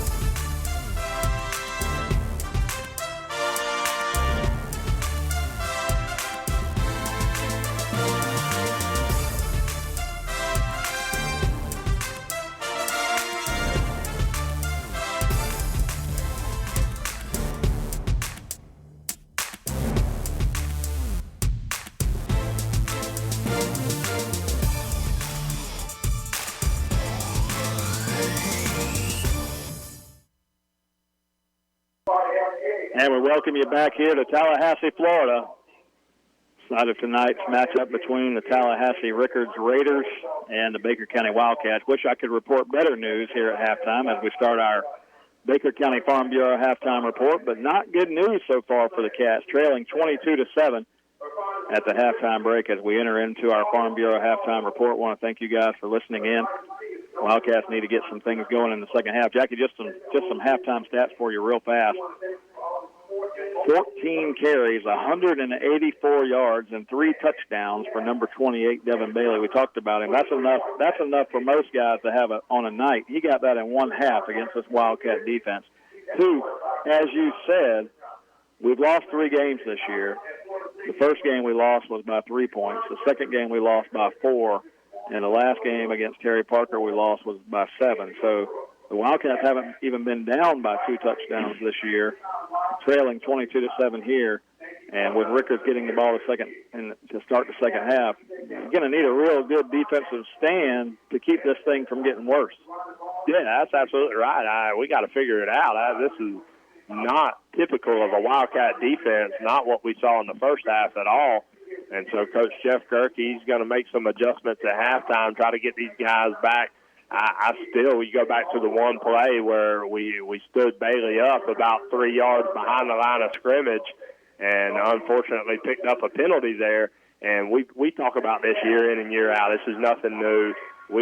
You and I can agree that we feel like momentum plays a huge role in high school football. Absolutely. And in the couple of times where I felt like we had the chance to take the momentum away, something bad has happened, whether we pick up a penalty on offense, pick up a penalty on defense, allow a big play to happen. So right there, just when you think that pendulum's going to swing, we got our hands on the big mo, and it just doesn't happen. And so hopefully we can come out, with a little more aggressiveness and put that to sleep. Yeah, not just high school. Football is such a momentum-driven game. The team with the momentum can ride that momentum for some time in a game, and sometimes it's only a matter of a few plays in a ball game that makes such a difference. But you're right, that penalty was huge against the Wildcats. But since that time, the defense just not able to get it done. Rickards a total of 223 yards. Devin Bailey has 100 more yards than the Wildcat offense. We have 80 yards total in the first half. Alex Bowen is our leading carrier with 6 carries for 28 yards. Again, that's not typical of a Wildcat offense at all. You said most guys go for 184. We've seen Scooby Graham do that numerous times this year, 184 plus in a ball game.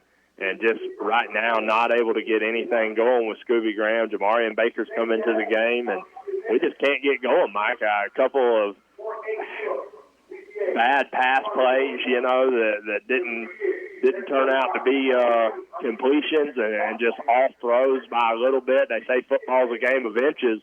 Well, a couple of those inches that have really killed drives for this offense so far tonight. The only chance we had there at the end of the first half was picking up a big penalty to move the ball into first down territory, and then still just couldn't get anything going. Well, Jackie, we'll turn our attention to the world of college football now as we want to talk about some big games going on tomorrow here in Tallahassee. Florida State-Miami rivalry back in the 90s used to be such a big deal, Jackie. Now both teams just fighting to get bowl eligible this year. But tomorrow here in Tallahassee, the Hurricanes will roll into town. Any chance that the Seminoles can ride their recent momentum? Is that game tomorrow? A lot of people may not know. That's news to me. I didn't even know there was another game going on tomorrow. Yeah, right here. So the 4 for 4 Bowl, brought to you by Wendy's, is going to be held in Tallahassee tomorrow. That's just two bad football teams. I don't care what happens over here. The quicker we can get out of here tonight, Mike, the better off I'm going to be. This place stinks, reeks of Florida State Seminole football. My goodness, the mighty have fallen. And if they don't, we're going to take a shot at Urban Meyer. My goodness, you better get what you got right first before you go talking about Urban Meyer. Man. Well, they'll face Miami tomorrow. Unfortunately for Seminole fans that like to troll Gators, they're playing at the same time as Florida, Georgia, so we'll see how many of those folks are paying attention to their game versus our game. But either way, used to be a storied rivalry here. They're trying to get that back. Willie Taggart would like nothing more than to get a big win against the Hurricanes here. And, Jackie, I'm going to tell you, I think the Seminoles, regardless of what they've done this year, I think they do get a win tomorrow. I think they beat the Hurricanes here on their home field. And I think that at least they're going to feel like they have some momentum going down the stretch. Whether or not they can turn it into any, I don't know. But I do think they get the win tomorrow. That's all we're going to say about that. Big game in Jacksonville tomorrow, Jackie. 2 top 10 teams for 2 years in a row now, Florida and Georgia, trying to get this rivalry back to where it used to be. Although you really don't have to tell Florida and Georgia folks that, Jackie. It doesn't matter if they're in the top 10 or not. This is a big rivalry each and every year. They've extended the contract now through 2025 to be played in Jacksonville. Jackie, just a couple things I want to tell you about the game. In my lifetime, there have been 46 games. 46 games between these two teams in my lifetime. I've seen Florida win 25 of those, and Georgia's won 21, just so you know. There have been games that have been close, and that's what made this series special. Most folks will remember in 1980, Run, Lindsey, Run, when Buck Bellew was able to hook up with Lindsey Scott. And, Jackie, that's memorable for a couple of reasons. Number one, Georgia was trailing Florida 21-20 at the time. The play ran the clock out. Lindsey Scott with the touchdown. They won the game 26-21, but that's the last time that a Georgia football team has won a national championship, and that was 39 years ago in 1980. A lot of folks listening in right now probably were not alive at that time, but that's the last time. They went on to the Sugar Bowl, beat Notre Dame, and won the national championship. Over the years, Jackie, there's been a few guys from Baker County and former Wildcat players who've played down in Gainesville during that stretch. Ryan Frazier, a guy you know was an offensive lineman in the early 80s. In the 90s, Corey Yarber played for Steve Spurrier. And later, Todd McCullough was a linebacker for the Gators. I know Todd played over at Bowles, but we'll still claim him, of course. And then most recently, C.C. Jefferson, a big defensive lineman, played for 4 years down there with the Gators.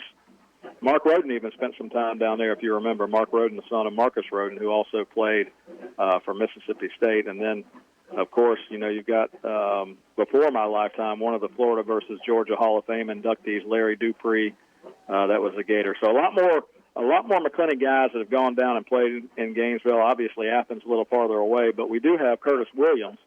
Curtis Williams, his son Kelly Williams, playing back a few years ago, running back, and Curtis played for Georgia. So you never wonder why the folks in Baker County have such an intense rivalry between these two schools. A lot of orange and blue blood that runs through the veins of those that we have known and loved over the years in this rivalry, Jackie, no doubt about it. Georgia, from a geographical standpoint, farther away, but there's dog fans aplenty. You know that. Absolutely. But there was a time when this game on both schedules was the only game that mattered. And you know what? When you have games like this tomorrow, it kind of feels like it's still that way. A win tomorrow in Jacksonville would be huge for either one of these teams. And let's talk about that for just a minute. I'm going to set up the game for you, and then you tell me who's going to win. So Georgia, their only loss this year at home to South Carolina. They haven't played tremendously on offense over the past few weeks. We talked about it before the year. They really needed to find some help at receiver this year. That's the one area on Georgia's offensive side of the ball where they've struggled. Now, their offensive line's huge. They can still line up the ball and run the ball. They've got some really good running backs, as they always have. Jake Fromm is a capable quarterback, Jackie, and I'm going to tell you this. Georgia is going to come into that game tomorrow and play their best game they have all year. So if Florida's going to win, they're going to have to take advantage of some things that I think that Florida needs to win the football game. Number one, Florida's got to give Kyle Trask time to throw the football. Against Georgia's defensive front, it's going to be tough, but I think Auburn probably has maybe the best defensive line in the conference. Florida was able to get a win there. And like you said earlier, Jackie, it's all about momentum. Can Florida throw the football against Georgia's defense? Can Georgia run the football against Florida's defense? Florida's probably going to be their healthiest tomorrow. The only bad news for Florida there, I think Georgia's probably going to be their healthiest. Both teams with a week off before the football game. It's going to be a good one, man. It's going to be a good one, 3:30 tomorrow. Jackie, my Florida blood rings true, and I think the Gators are going to pull one out tomorrow. But I will tell you this, like I said, I really feel like Georgia's probably going to have their best game of the year tomorrow. So whoever wins that football game, like I said, it's going to be huge. But I'm taking the Gators, and I'm taking them 28-24. I'm just happy to be here. I mean, before the season, there was no chance at all that the Florida Gators could beat the Georgia Bulldogs. Hey, we talked about it in one of the first high school games, and I said, Mike, I just don't know. Georgia lost every receiver, now. Oh, my goodness. I was getting everything but death threats sent to me. What are you talking? We got 5 stars everywhere. And now I got Georgia fans telling me, I don't know, man. We don't have nobody that can catch the ball. What do you mean? I tried to tell y'all that at the beginning of the season, guys. You don't want to listen to me. So we got Kyle Trask in the game. I really think this game can go either way. At the beginning of the season, I would have told you there was no chance. As much as I love Florida, but Florida is playing some very great football right now. I don't think Georgia is. I do think Georgia is going to play a great game. If we can get Grenard and Zuniga back in the game and they're at 100% or even 95%, I think that helps the Gator defense a lot. We saw in the LSU game just not able to get any pressure on that defensive front. So if they can come in and they can kind of help you with DeAndre Swift and maybe get a little pressure on Jake Fromm, that's going to be the one chance that Florida has to win that ball game. Offensively, I think Kyle Trask, he's starting to figure it out, man. He's played really well. He's went toe-to-toe with Heisman front runners in Death Valley. I think Dan Mullen, and I'll say this, y'all can be mad at me if you want to, I think Dan Mullen's a better coach than Kirby Smart. Kirby Smart has done some things that I can't believe, that he would allow happen on that Georgia sideline and in those big games. So coaching, I give to Florida. Defense, I think I give it to Florida. In the secondary, at least, that defensive line for Georgia's really good. So obviously, the run game's got to go to Georgia with what they can do with DeAndre Swift. So a game that I really think could go either way, Mike. I think Florida, the only opportunity Florida has, you're going to have to put 7 or 8 in the box. You're going to have to stop DeAndre Swift, make that Georgia team be one-dimensional like South Carolina did, and then see if those receivers who were 5 stars and could do everything under the sun before the season started can make things happen. Well, this is one of those games that you look for during the college football season. It's going to be a good one. I believe it's going to be a good one, and I think it rests on the arms of Jake Fromm and what he's able to do in the passing game tomorrow. We'll see. I'm excited about it. I know all the Georgia fans excited about it. I know all the Florida fans excited about it. And the only thing we can hope is that it's a good one and that the orange and blue guys come out on top. That's all we can hope. But we'll see. It should be a dandy in Jacksonville tomorrow. Jackie, the only other question I've got to ask you about football is Nick Foles is doing his thing. He's coming back. He's coming back from collarbone. Last week, Gardner Minshew able to rally the Jaguar troops, and they beat the Jets here at home. They take the show on the road this weekend to London to take on the Houston Texans. This will be Gardner Minshew's last real opportunity before Foles is healthy and back in the mix. What do you do? What do you do if you're the Jaguars? If Gardner Minshew goes out and has a big game Sunday, do you keep riding Gardner Minshew, your rookie quarterback, or is it Nick Foles' job when he comes back?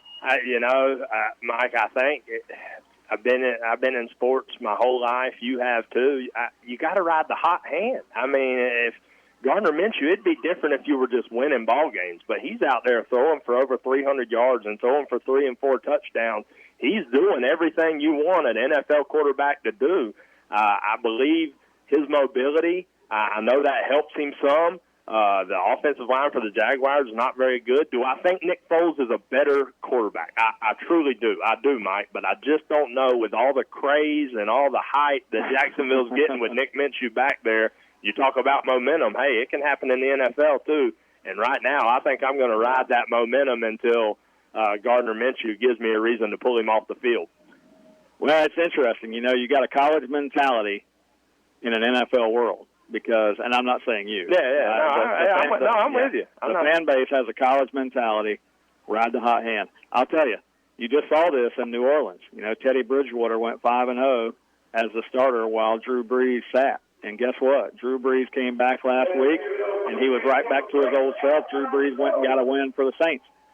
So it does happen. You know, in the professional world, I think sometimes it happens more often. In college, you might see that. But I'll tell you, I'm kind of torn right now. You know, I'm not sure which way it's going to go. Nick Foles is a Super Bowl MVP, I'll remind you. And, you know, it's going to be tough. But it'll be interesting to see. I think it all rests this Sunday on Minshew, how they play against the Texans without J.J. Watt gone for the year. So we'll see how that goes. But it'll be exciting to watch. Florida, Georgia tomorrow, Florida State, Miami tomorrow. Lots of other games in college football. But thanks, everyone, for listening in to the Farm Bureau Halftime Report. We're going to take about a 30-second timeout before we start the second half here from Tallahassee, Florida. We'll be back. You're listening to Wildcat Football on WFBB. Baker County Farm Bureau wants to wish the Baker County Wildcats much success this football season. Baker County Farm Bureau, specializing in auto insurance, homeowners insurance, along with life insurance. To get started with Farm Bureau, contact Jack Baker or Justin Webb at 259-6332. That's 259-6332.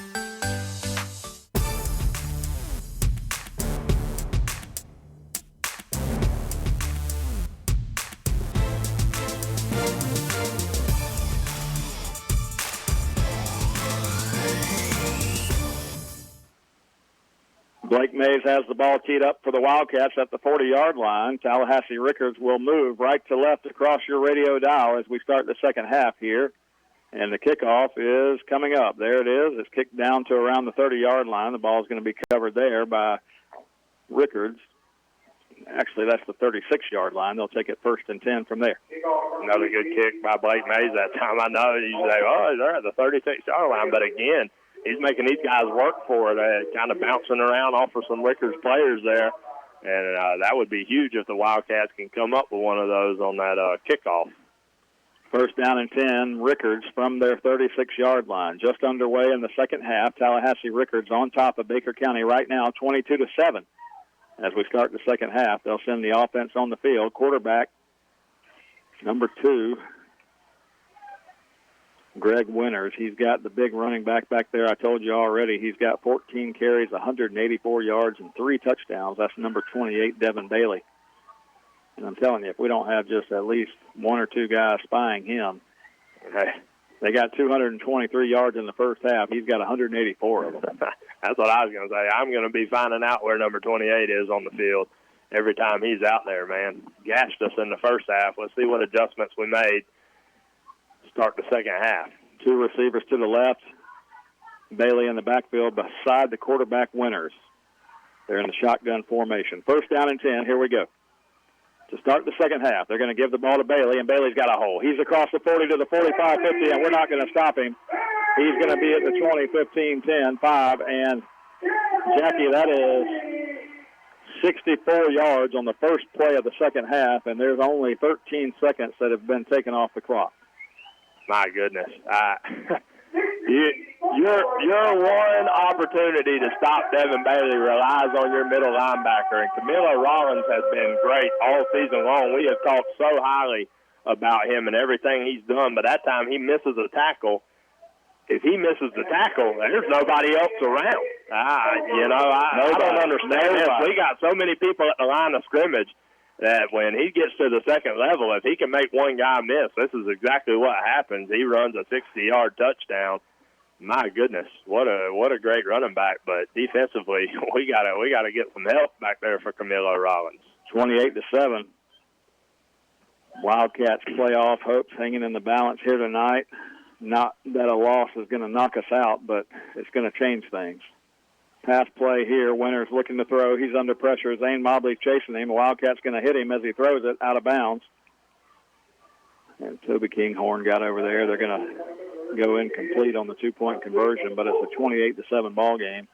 And that's the Bobby Harrison philosophy, Jackie. You get 2 out of 4 that they've gone for, and you're still sitting there just like you should be. Well, it's just like you kicked all 4 extra points. You know what I mean? Yeah, no, you're right. That time, Toby Kinghorn pops Winters. A little pressure there, and that was a good job. But, man, Winters is not the problem right now. Devin Bailey is the guy we got to start laying some licks on. 4 touchdowns, 248 yards. Jeez. And we've barely started the second half. Jackie, the Wildcats have not been in this position all year. So how will they respond? We're down by 3 touchdowns to start the second half. Second half basically hasn't even started. And we're down 3 touchdowns here. So how will they respond? What kind of life will we see from this Wildcat team? Will they fight back, Jackie, or are we done here? You know, I mean, listen, this is an offense that can score. We showed that last week at Bishop Kenny. But so far, whatever game plan we had coming in is just not working. So we're going to have to hopefully figure that out at halftime and get back to moving the ball. Well, I hope we already did because halftime's over. We got to go. Kickoff comes down to the 20-yard line, going to be taken around the 25 and up to around the 34-yard line, as that was J-Maud Ruiz on the return. And the Cats will start at 1st and 10 from we'll call it the 34. And the bad thing is we started with great field position, and I don't know that we've gotten, besides the touchdown, I don't know that we've gotten on their side of the 50 too many times. No, only 80 yards total for offensively for the Wildcats. Most of that, like you said, on the touchdown drive. And other than that, it's been really slow going for our offense. 1st down and 10. Here we go. Trailing by 3 touchdowns to start the second half on offense for the Cats. Bowen in the shotgun. Bowen's going to give the ball. He's got a handoff going to the left side to Jamarian Baker, and Baker's going to get out to the 42-yard line. There we go. That's what we've been looking for right there, man. Jamarian Baker and Scooby Graham both in the backfield. Jamarian Baker picks up 7 yards on that first down play. Went left tackle that time. Out to the 41, 2nd down and 3. Going to give it off quick here up the middle, and this is going to be a 1st down carry across the 45-yard line to the 46. And the Cats now on 2 plays get another 1st down, and this is where we stalled all night. Yeah, you're right. You pick up that 1 1st down, and then we get out and we try to throw the ball a little bit, see if we can't get in a groove here. 1st down and 10, handoff coming this way, and it's going to be bottled up at the line of scrimmage, and a flag comes down behind the play, not the area that you like to see the flags come in, because typically that's a holding. Oh, it's going to be a face mask. Against the Cats. So one of the Wildcat blockers out here had got a hold of a face mask of a Rickards player. And if I'm Tallahassee Rickards, I mean, I just decline that. I mean, they stop us at the line of scrimmage. You're going to give us 1st down over. Right. It's just a 5-yarder. Do they not call a 15-yard face mask anymore? Well, these guys haven't. These guys ain't called one yet. I've seen people slung around by their face mask for 5 yards. These guys have not, but they give us first down over those, so it's first down and 15 now with the penalty. Back to the 41-yard line. Alex Bowen in the shotgun. Bowen's going to give the ball again. The Wildcats trying to run the ball to the right side here. That's Jaquan Page on the carry. And he's going to get it to the 44. Did not get the 5 yards that we lost on the penalty back, though, so it's 2nd and 11. Yeah, just a different change of pace back with Jaquan Page in there, but still just not a whole lot doing on the ground after we thought we had a little something going. 2nd down, 11. Bowen calls for the ball. Going to give again to Page. Page running to the right side, to the boundary side of the field here, and might have gotten a yard. It's going to be 3rd down and 10, and the PA announcer doesn't even know who Jaquan Page is. He says Scooby Graham on the carry, but it wasn't. Oh, they didn't even give us the yard. Page is going to check out. Avant Lee checks back in. Jamarian Baker back there with Bowen. Scooby Graham is off the field now. 3rd down and call it 12 for the Cats. Bowen rolls to his left side. He's going to try to run the ball back up the middle, and he's going to be tackled right at the line of scrimmage. And Cats have nothing doing, Jackie, nothing at all. Nothing. I mean, absolutely nothing. Pick up a first down, and then you're when it's as slow as it's been all night long, penalties, you just can't have those. And so you pick up a first down, and lo and behold, on first down, you pick up a penalty, and yards that are just so hard to come by tonight on the ground, and the Wildcats unable to do anything with their first possession of the second half. Bowen kicks a low line drive punt that's going to be fielded at the 15, and we've got a man back there for the tackle, but he lets him get away, and he's going to get up near the 25, 26-yard line.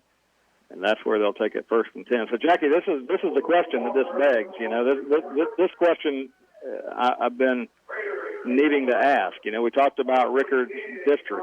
Okay, so they've got Wakulla and Godby and Swanee in their district, and we've got the likes of Terry Parker, Westside, Bishop Kenny. So they played those teams. We played our teams. They beat Swanee. We beat Swanee. But other than that, is their district just that much tougher than us that we haven't seen teams like this year? You know, they play a lot of hard-nosed football, similar to a style that Baker County likes to play. Terry Parker and Westside, they like to spread it out more and throw it around. But you get against a tough team like this, they're just going to grind it out. Devin Bailey with the carry. He's going to be tackled at the line of scrimmage this time. The Cats, Jumbo Elliott, I saw get a piece of his jersey. Trying to come through there. The Cats stop him. Zane Mobley in there as well. Camilo Rollins, 8:44 to go in the 3rd quarter. It'll be 2nd down 11. They actually stopped him for a loss. That's what I'm talking about. So he can take them 15 carries for 247 now. And four touchdowns. Taking that average down, baby. 2nd down 11. The quarterback winner's in the shotgun here.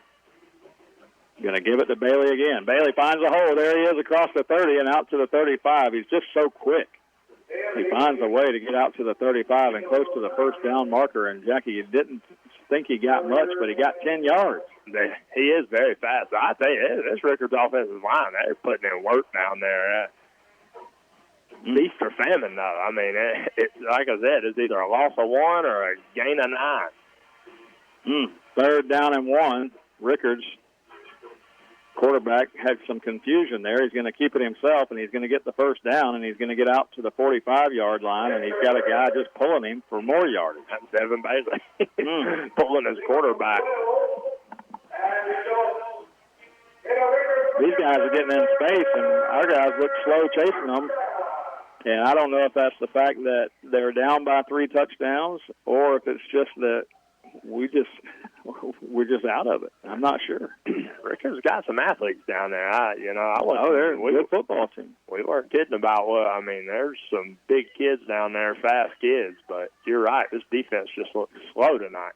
First down play, Devin Bailey, Zane Mobley is going to grab him in the backfield, and again, the Cats are going to stop him on the first down play.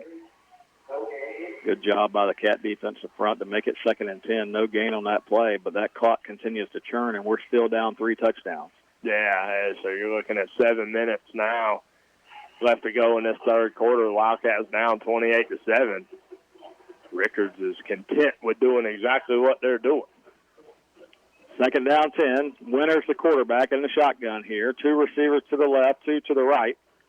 Going to give it to Bailey. Bailey's got a hole. He's across midfield. He's into Wildcat territory to the 45, and he's down to the 40-yard line here before the Wildcats gang tackle him at the 39-yard line. But, Jackie, that's another 14-yard carry for Devin Bailey. I don't understand. I don't get it. You said, well, we stopped him for a loss on first down, and because that's exactly right. It seems to be first down. We can get our hands on him and bring him down at the line of scrimmage, but every down after that, he's running at will. He is. I mean, no other way to say it. This is the best chance the Wildcat defense is going to have against Devin Bailey as he checks out of the game. No, he's still in there. He stayed in there. He's right back there with the quarterback, number 28. First down and 10 from the Cat 39, and Bailey's going to get another carry, and there he goes. 35 to the 31, another 9-yard gain. Oh, goodness gracious. Jackie, by my count, he is only about 15 yards short of 300. When's the last time somebody ran for 300 yards against the Wildcat defense? I don't know. A lot of teams don't get 300 total yards against this Wildcat defense. That's what I'm saying. I don't know that we've allowed a 300-yard rusher in a long time. Well, let's take a timeout with them. It'll be second down and 1 when we come back. John, we're going to take a 1-minute timeout. You're listening to Wildcat Football on WFBB. Baker High Wildcats football is being brought to you by American Recycling Center. Recycling helps the environment. American Recycling offers compensation for cans, radiators, copper, brass, and aluminum. American Recycling Center located at 5325 Woodlawn Road. That's 1/2 mile west of 121 near I-10. Open weekdays from 9 till 5, Saturdays from 9 to 1. Telephone 631-0152. That's 631-0152. American Recycling Center. Happy to support Baker High football. Hi, this is Larry Birkins of Birkins Chevrolet in McClenny. It is truly an honor to help make these Wildcat radio broadcasts possible. Birkins Chevrolet with sales and service 6 days a week. Cars, trucks, SUVs, certified used cars. We help customers establish or reestablish credit. Thank you, Wildcat fans. From Larry Birkins at Birkins Chevrolet, US 90 in the heart of McClenny. Online at BirkinsChevy.com.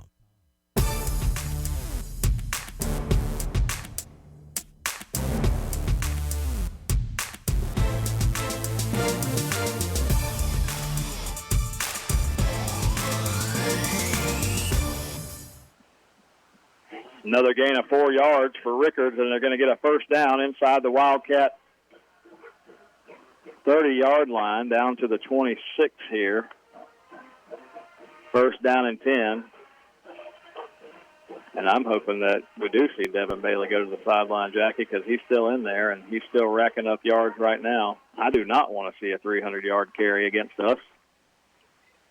First and 10, Bailey's going to get the carry. He's running left side. He's got the 25-yard line, and he's going to be inside the 20. There he goes to the 15. Devin Bailey is going to be in the end zone, Jackie.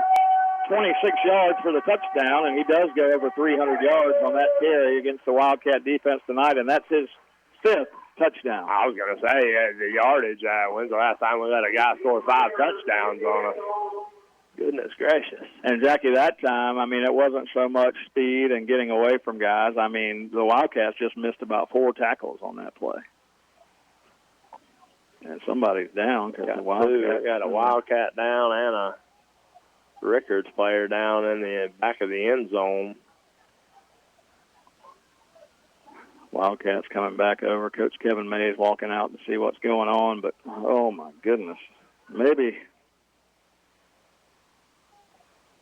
I thought at halftime at 22-7, if we come back and make it a ball game, we had a chance. But, Jackie, it went from bad at halftime to worse here with 5:19 to go third quarter as Devin Bailey just scored his 5th touchdown, and they're on top right now, 34-7. Yeah, you and I talked about it. We felt like that first series for Rickards coming out of halftime that the Wildcats had to get a stop. We felt like if Rickards scored right there, the Wildcats were going to be in trouble. And now, not only did they score there, and the Wildcats have not answered, they come down and they score another touchdown. So this Wildcat team reeling right now on both sides of the football, and at some point, Mike, then it just becomes pride. With 5:19 left in the third quarter, I mean, I'm not saying I've seen crazier things happen, but you got to play for some pride too, whether you think you can come back and win the game or not. And right now, this Wildcat defense, man, you called it. They kind of look slow out there and just not wrapping up, wanting to hit anybody. Yeah, I mean, the first time that I've seen them really not try to wrap up was on this last touchdown run. That was just, it looked like a defeated football team. And at 35-7, you might lose the football game, but you like to see the fight till the end, no doubt about it. But the Wildcats right now, Jackie, a week ago we went to Bishop Kenny and we put up 63 points, only 7 on the board tonight. And last week we put Bishop Kenny into a running clock in the second half. And guess what? We're not far from that ourselves here on the road tonight, as Tallahassee Rickards right now is just taking it to this Wildcat football team. 34-7, 5:19 to go in the third quarter. And if you're just tuning in, Devin Bailey from Tallahassee Rickards is having a night. He's over 300 yards on the night, and he's got 5 touchdowns against this Wildcat team. They're going to run a 2-point conversion play. They toss it out here to the tight end, and he's going to fight his way into the end zone, and he's got the 2-point conversion. Should have been tackled at the 2-yard line. I'm telling you, man, I preached a lot. I lost my voice. I'm sure you did, and all the other Pee Wee football coaches this year about wrapping up.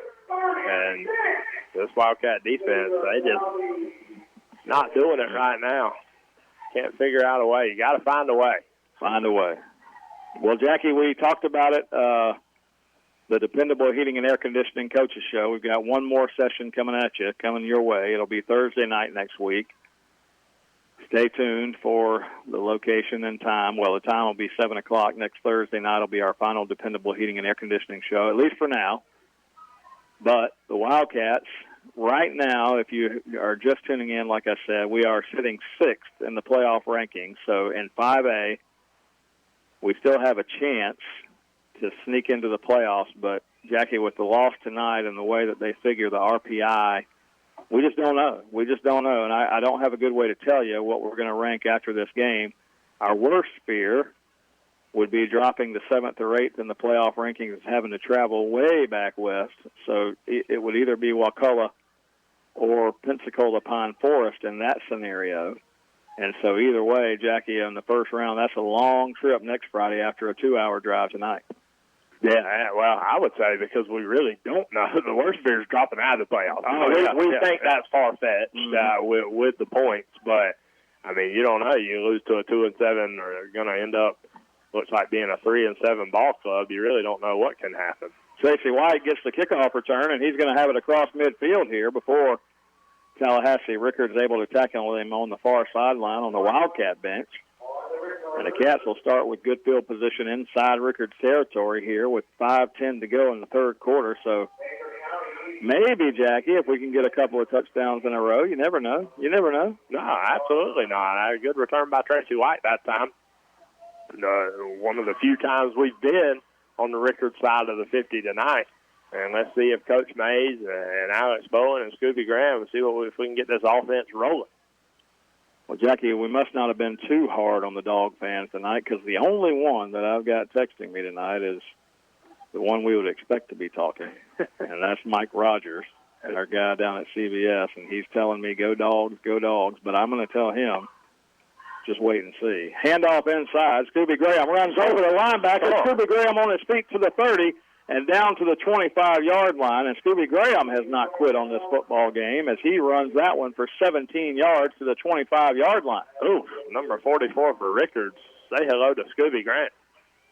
My goodness, I mean, just Scooby Graham just absolutely steamrolled the middle linebacker that time. First down and 10, pass play to the left side. This is a catch made by Cameron Crawford as he's going to get it down to around the 22-yard line before he goes out of bounds over there. Cameron Crawford about a 4, maybe a 5-yard gain on first down. Maybe the first. Is that the first completion of the night? It's close. I had too many. It's got a chance to be. 4:48 to go, third quarter. Cats trying to mount a drive here. Down 35-7 on the road, 36-7 on the road against Tallahassee Rickards. Alex Bowen takes the snap, going to give it to Graham. Graham fights his way inside the 20, still on his feet inside the 15, and Graham's going to get another first down for the Wildcat offense as they're paving the way now. And Graham picking them up and putting them down as we're headed toward the goal line. Yeah, there's no quitting Scooby Graham, I can tell you. Maybe that'll spark something with the rest of this Wildcat football team to get it rolling. First down and 10. They don't even have the chain set, and the Wildcats run the play down to around the 11, maybe the 12. Couple of yards that time for Scooby. Clock continuing to run here as we head on down the home stretch. Headed toward the fourth quarter. The Cats would like to be within 2 touchdowns going to the fourth quarter. I don't know if we're going to quite be able to get there. Scooby Graham in there in the backfield along with Bowen. 2 receivers to the right, 2 to the left on second down. Bowen's going to fake it to Graham, keep it himself. He's at the 10. Bowen's at the 5. He fights his way toward the first down marker. They're going to mark him, I believe, right at the stick, and he's going to give him the first down. It'll be first and goal, I believe. Good run by Alex Bowen that time. Good blocking down the field by his wide receivers.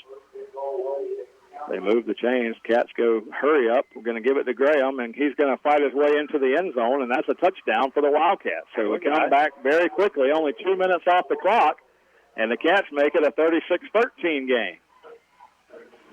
That's the best offensive series that I think we've had all night. Did a little, mixed it up with the run and the pass, able to pick up a bunch of yards on the ground. On that series, started with the Tracy White return for great field position for this Wildcat team. And Scooby Graham able to cap it off with a 5-yard touchdown run. Carson Crawford gets the snap down. The kick is on the way, and Blake Mays is good. 36-14. That's 11 straight extra points for Blake Mays and this Wildcat football team trying to stay in it, Jackie. Just a couple of minutes left in the third quarter here, but the Wildcats get back on the board with the Graham touchdown. It's not over yet. Now, I tell you what, if you could get a quick stop here, Mike, and able to put another touchdown before this third quarter, put you at 36-21. And, I mean, there's no telling what can happen in the fourth quarter. Got to be able to stop Devin Bailey, though. Got to find a way. Got to find a way. I totally agree. Wildcats will get set to kick it off. 36-14 ball game. Wildcats have had a tough go here tonight, but if we can get a defensive stop and possibly defensive stop and then possibly, like I said, another touchdown here before this fourth quarter starts, you just don't know. So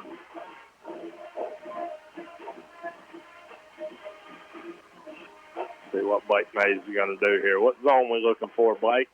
There it is. And it would have been, the Wildcats are offside. There would have been a chance for us to pick it up as their guy just ran straight through it. So, Jackie, the last time, so I was just looking back here. We go back to the West Nassau game. The Wildcats scored with 2:20 to go in the third quarter. And on that touchdown, Jaquan Page scored, and then the point after kick for Blake Mays that time was no good. So before that, he had made his extra points against West Nassau, but on that kick, he was no good. So since that no-good kick in the third quarter against West Nassau, Blake Mays has made every extra point following that. He's made 11 in a row. Here's the kickoff. It comes down to the 37-yard line, gets tripped up by one of his own men, and now the Wildcats are going to try to corral him around the 43-yard line. They'll have it there, first down and 10 from the 43. Let's take a 30-second timeout. You're listening to Wildcat Football on WFBB. For over 50 years, dependable heating and air conditioning has been serving the community of McClenny. They provide quality air conditioning, HVAC, and electrical work to the residents of McClenny and the surrounding areas. The phone number for dependable heating and air conditioning is 259-6546. Oscar and Susie Gray would like to say, go Wildcats. Again, that's dependable heating and air conditioning, 888-885-6546.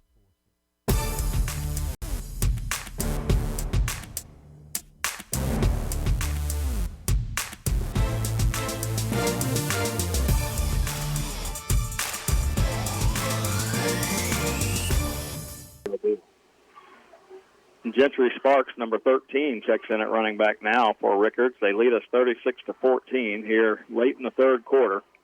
On the road tonight, the Wildcats trying to get this Rickards offense off the field. First down and 10 from the 43-yard line. Sparks is hitting the backfield, and he's going to be brought down right there. Weston Aver, the first man back there, along with some other Wildcats in the middle of that defensive front. Kyler Cruz, Camilo Rollins was there. Second down and 9. Yeah, Kyler Cruz did a great job that time from his defensive end position. Able to come up from behind and was trying to drag Sparks down. And you and I were just talking. That just goes to show. I mean, Gentry Sparks has been in the game a lot tonight, and just he's not done anything near what Devin Bailey's done. So you would think if it was the offensive line, he would have the same production. But Devin Bailey just getting it done tonight as he checks back into the ball game. And he does. Second down and 9. Bailey back there with the quarterback, Winters. Winters calls for the ball, going to give it to Bailey. Bailey's trying to find a hole. He finds one. He's at the 45. He's at the 50. Bailey's in Wildcat territory to the 30, and Bailey's running away from the Wildcats, and he's got another touchdown, Jackie. My goodness, 56 yards on the carry. And, Jackie, no longer am I worried about 300 yards. He's pushing towards 400, and that's his sixth touchdown of the night. My goodness. What do you do? I know what I do. I'm a competitor. Like I said, at this point, we're playing for pride now, buddy. You ain't gonna run for 500 on me. No, man. Maybe just 450. It might be 450, but you're gonna know I'm there. Oh my goodness, 56 yards. He was out of the game on first down. We stop him for a yard. Bailey checks back in. He goes 56 yards. And 42 points on the board right now for Rickards. Nobody we've played this year has gotten half of that. Winters now on the two-point conversion. Under pressure, Weston Aver hits him, and he has to fire it away. Weston Aver again doing a good job there. Brings Winters down in the backfield, and the two-point conversion no good, 42-14. 2 minutes, 52 seconds to go, and they're scoring so fast, Jackie, that the clock's just not going anywhere. Yeah, and we said that, I think it was last year, when we said, we're just going to run the clock out, and Scooby Graham busted a long one for a touchdown right before halftime. That's the explosion that Devin Bailey had. I mean, you don't have to throw the ball. You just hand it to him, and at any time, 6 touchdowns, well over 300 yards, he just, man, you don't know when he's going to strike again. Devin Bailey, this senior running back for Rickards, he's got a college highlight film in one ballgame. Ain't no doubt. In 3 quarters, nonetheless. Golly, and I hate to say he is against the guys in red and black down there.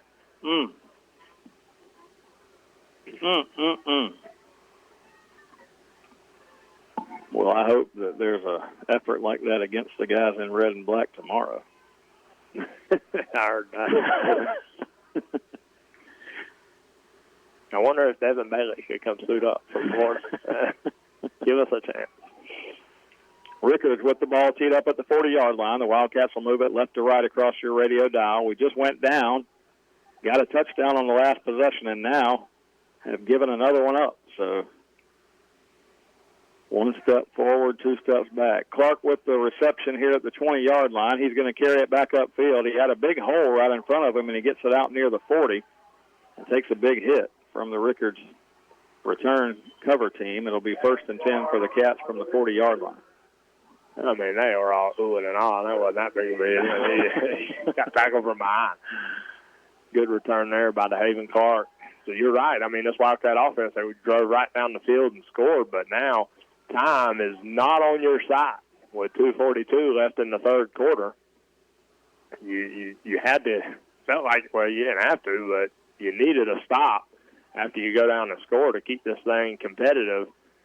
But Devin Bailey just doing what he's done all night and breaks a big run and puts Rickards up 42-14. Little trouble with the chains on the far sideline. They got that sorted out now. First down and 10 from the 40-yard line. Alex Bowen in the shotgun here. Graham in the backfield. He might have left a little early, but handoff off left tackle, and Graham's going to go out to the 42-yard line, a gain of 2. Justin Thomas just gave me the official update, Jackie. 361 yards, 6 touchdowns for Devin Bailey, number 28. That hurts.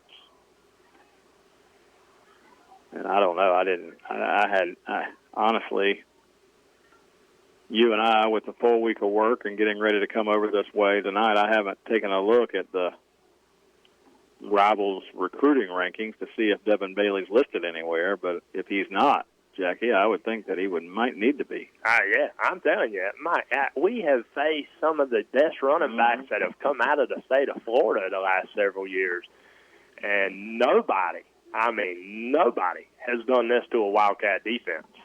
Again, the kids from Clay, Bradford County had a couple good running backs. Ty Edwards down there from Mendez had some SEC schools looking at him. And, nobody has done this to a Wildcat football team. And Devin Bailey just having a career day.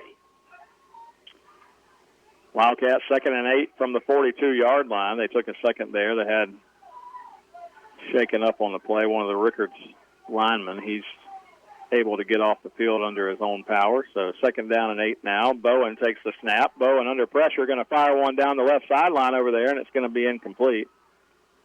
He was looking for Carson Crawford down the left side, and that ball was airmailed. And it'll be 3rd and 8. Third down there. You got to go down and at least answer, because I tell you, I think it's the next one will be a running clock in the fourth quarter. Yeah, once they get ahead by 35, then that would be the case, like we saw last week at Bishop Kenny. 3rd down 8. Here we go. Bowen in the shotgun again. Looks to throw the football. Fires one out here. He's got a catch made by Cameron Crawford on this sideline, and that's going to be enough for a first down as the Cats get across midfield. Bowen with a good throw there. Cameron Crawford with the first down. Good throw and catch that time by Alex Bowen and Cameron Crawford. Cameron Crawford lowers his head there, picks up that extra yard we needed for the first down. First down and 10. We're at the 49-yard line of Tallahassee Rickards. Cat's going to fire one again. Throws it out there to the left side. This time it's Cameron Crawford again, and Cameron Crawford's going to carry it 6 yards upfield. 2nd down and 4 upcoming after he's tackled there. Getting a little something going now in this passing game, something that completely eluded this Wildcat offense in the first half. And now Tallahassee Rickards going to call the timeout. 1:45 to go in the third quarter. In the never-ending quarter. Let me tell you, it was 22-7. It was 22-7 at halftime, Jackie. Now it's 42-14 in one quarter. We've seen that happen. So if you add that up, that's 3 touchdowns for them, 1 touchdown for us, 4 touchdowns this quarter, and there's still almost 2 minutes in the quarter. There's still like that. Devin Bailey may score again before this quarter's out. I don't want to leave any time on the clock for his Rickards offense in the third quarter. I need the Wildcats to go down 2nd and 4 here, minute 45. I need us to go down and put another touchdown on the board.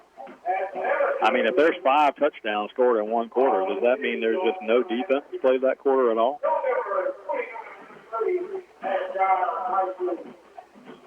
Beautiful night for football. The thermometer down on the scoreboard reading 50 degrees exactly.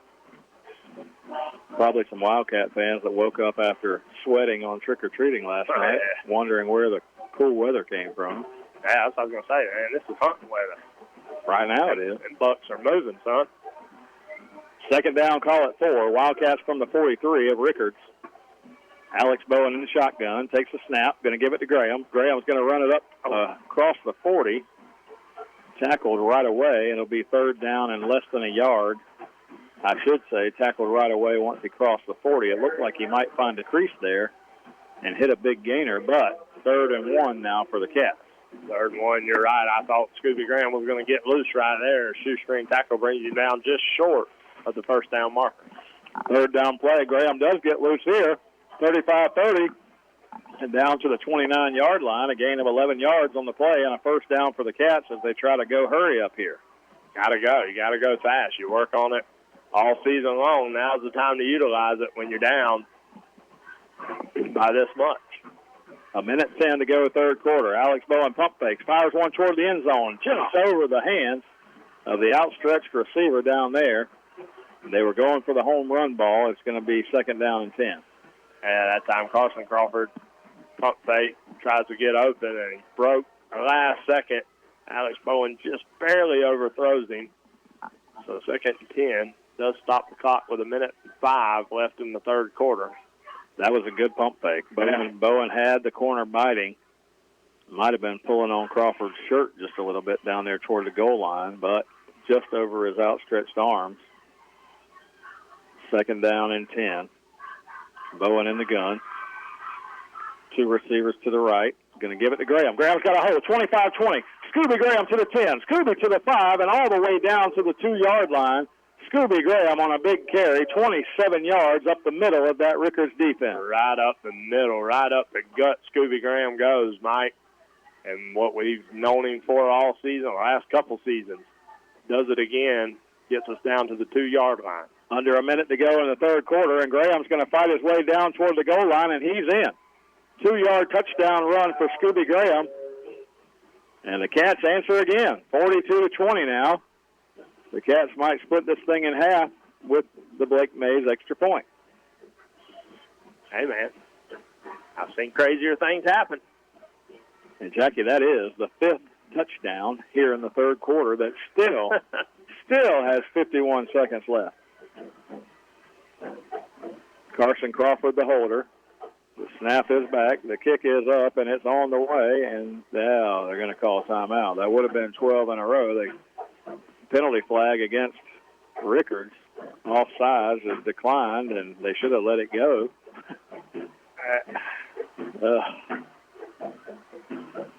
I think in high school they have to blow it dead. I think.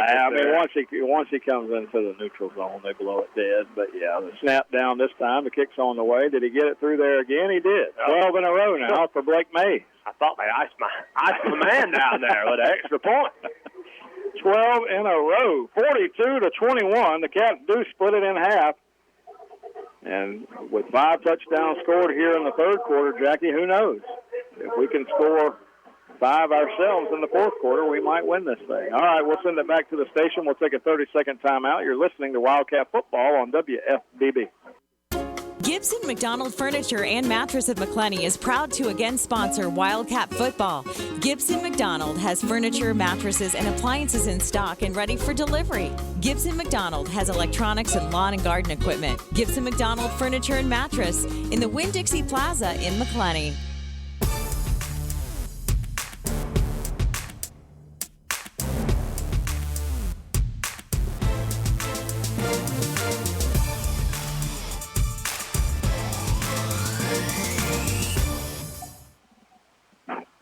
And we welcome you back here to Tallahassee, Florida, Gene Cox Stadium. The Baker County Wildcats on the road facing the Tallahassee Rickards Raiders. Say that 5 times fast. Yeah. Wildcats trailing now 42-21 after the Scooby Graham 2-yard touchdown run. And Blake Mays has it teed up for Tallahassee Rickards to get a return here. Zone 4, Blake. Kick is on the way. It's going to be taken at the 22-yard line. Wildcats trying to come back and get a tackle on the return man, and finally do. Back at around the 40-yard line. So it'll be Garrett Kane on the tackle that time for the Cats on special teams. Garrett getting in there, making the tackle, but that time we kicked it deep, Jackie, to the zone 6, I guess you'd call that, and he returned it from the 22 out to the 40. I know, yeah. We got better luck when we just keep them right around there at the 35. Got to ask the special teams coordinator about that.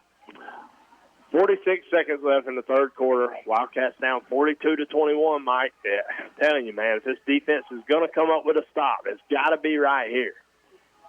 And again, Devin Bailey, he's late checking in, so he does check in here on first down. Get him out of there. First down and 10. They lead us by 21 points, 42-21. Quarterback winners in the shotgun. Going to fire one over here to the left side. They've got Sparks on a catch, and Sparks is out to the midfield before being brought down from behind by Camilo Rollins, flagged down behind the play. Camilo Rollins stopped Sparks, and that time we were keying on Bailey, and they fire one out to the left side, pick up about 15. Check the flag. Yeah, flag on the field. We can only hope that this is a holding call. It is. It is. So a 15-yard gain wiped out for Tallahassee Rickards. They fired a little flare pass out here into the flat, and Sparks ran with it to the 45 of the Cats. Camilo Rollins brought him down, but we'll see how far upfield they give him progress for and how far they'll mark this back. So the holding call is going to move it from, well, back to the 37-yard line. So they gave him forward progress out to the 47. So now, after all that, it's 1st and 13 back at the 37 of Rickards. Winters in the shotgun. Now he's going to give to Bailey, and Bailey is, he fakes it. He faked it in there to Bailey. Wildcats crashing on Devin Bailey in the backfield, and that is an 18-yard run for the quarterback. Oh, man, I was about to say, boy, if that don't get you fired up, I had Datrell Page and Toby Kinghorn, demolished Bailey in the backfield, but unfortunately that time he didn't have the ball. He did not. And Greg Winters able to scamper upfield. Might be the last play of the third quarter. Devin Bailey's got it. He's at the 40-yard line. He's loose again. He's going to get 8 yards down to the 37 of the Wildcats here as he's just racking up yards against this Wildcat defense. That's going to end the third quarter. A little pushing and shoving after the play, but that'll take us to the fourth quarter. 42-21, the Tallahassee Rickards Raiders on top of the Baker County Wildcats right now. When we come back, they'll have it second down from the Wildcat 37. We'll send it back for a 1-minute timeout. You're listening to Wildcat Football on WFBB. Alan Tanner at McClenny Motor Parts is a longtime supporter of Wildcat football. McClenny Motor Parts stocks parts for all makes and models. And what they don't have, they can get. McClenny Motor Parts, US 90 downtown McClenny. Open weekdays 8 till 6, Saturdays 8 till 2. McClenny Motor Parts, your Napa know-how store. Napa know-how, Napa know-how. Napa know-how, Napa know-how. Hi, this is Larry Birkins of Birkin Chevrolet in McClenny. It is truly an honor to help make these Wildcat radio broadcasts possible. Birkin Chevrolet with sales and service 6 days a week. Cars, trucks, SUVs, certified used cars. We help customers establish or reestablish credit. Thank you, Wildcat fans. From Larry Birkins at Birkin Chevrolet, US 90 in the heart of McClenny. Online at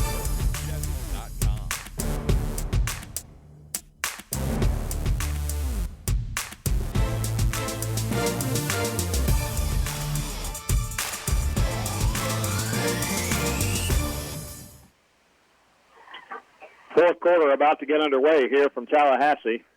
Wildcats playing the Rickards Raiders over here at Gene Cox Stadium on the road. Trailing 42-21. Rickards with the ball.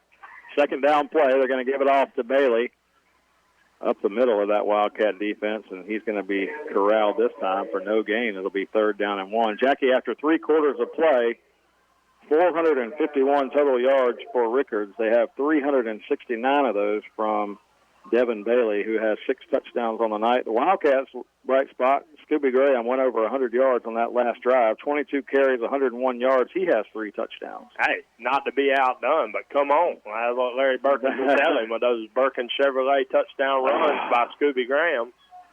And Datrell Page is going to come into the neutral zone there and cost us the 6 points. How many cars did you count coming over here with that Birkin Chevrolet on there? I saw a bunch of Wildcat fans trying to get here.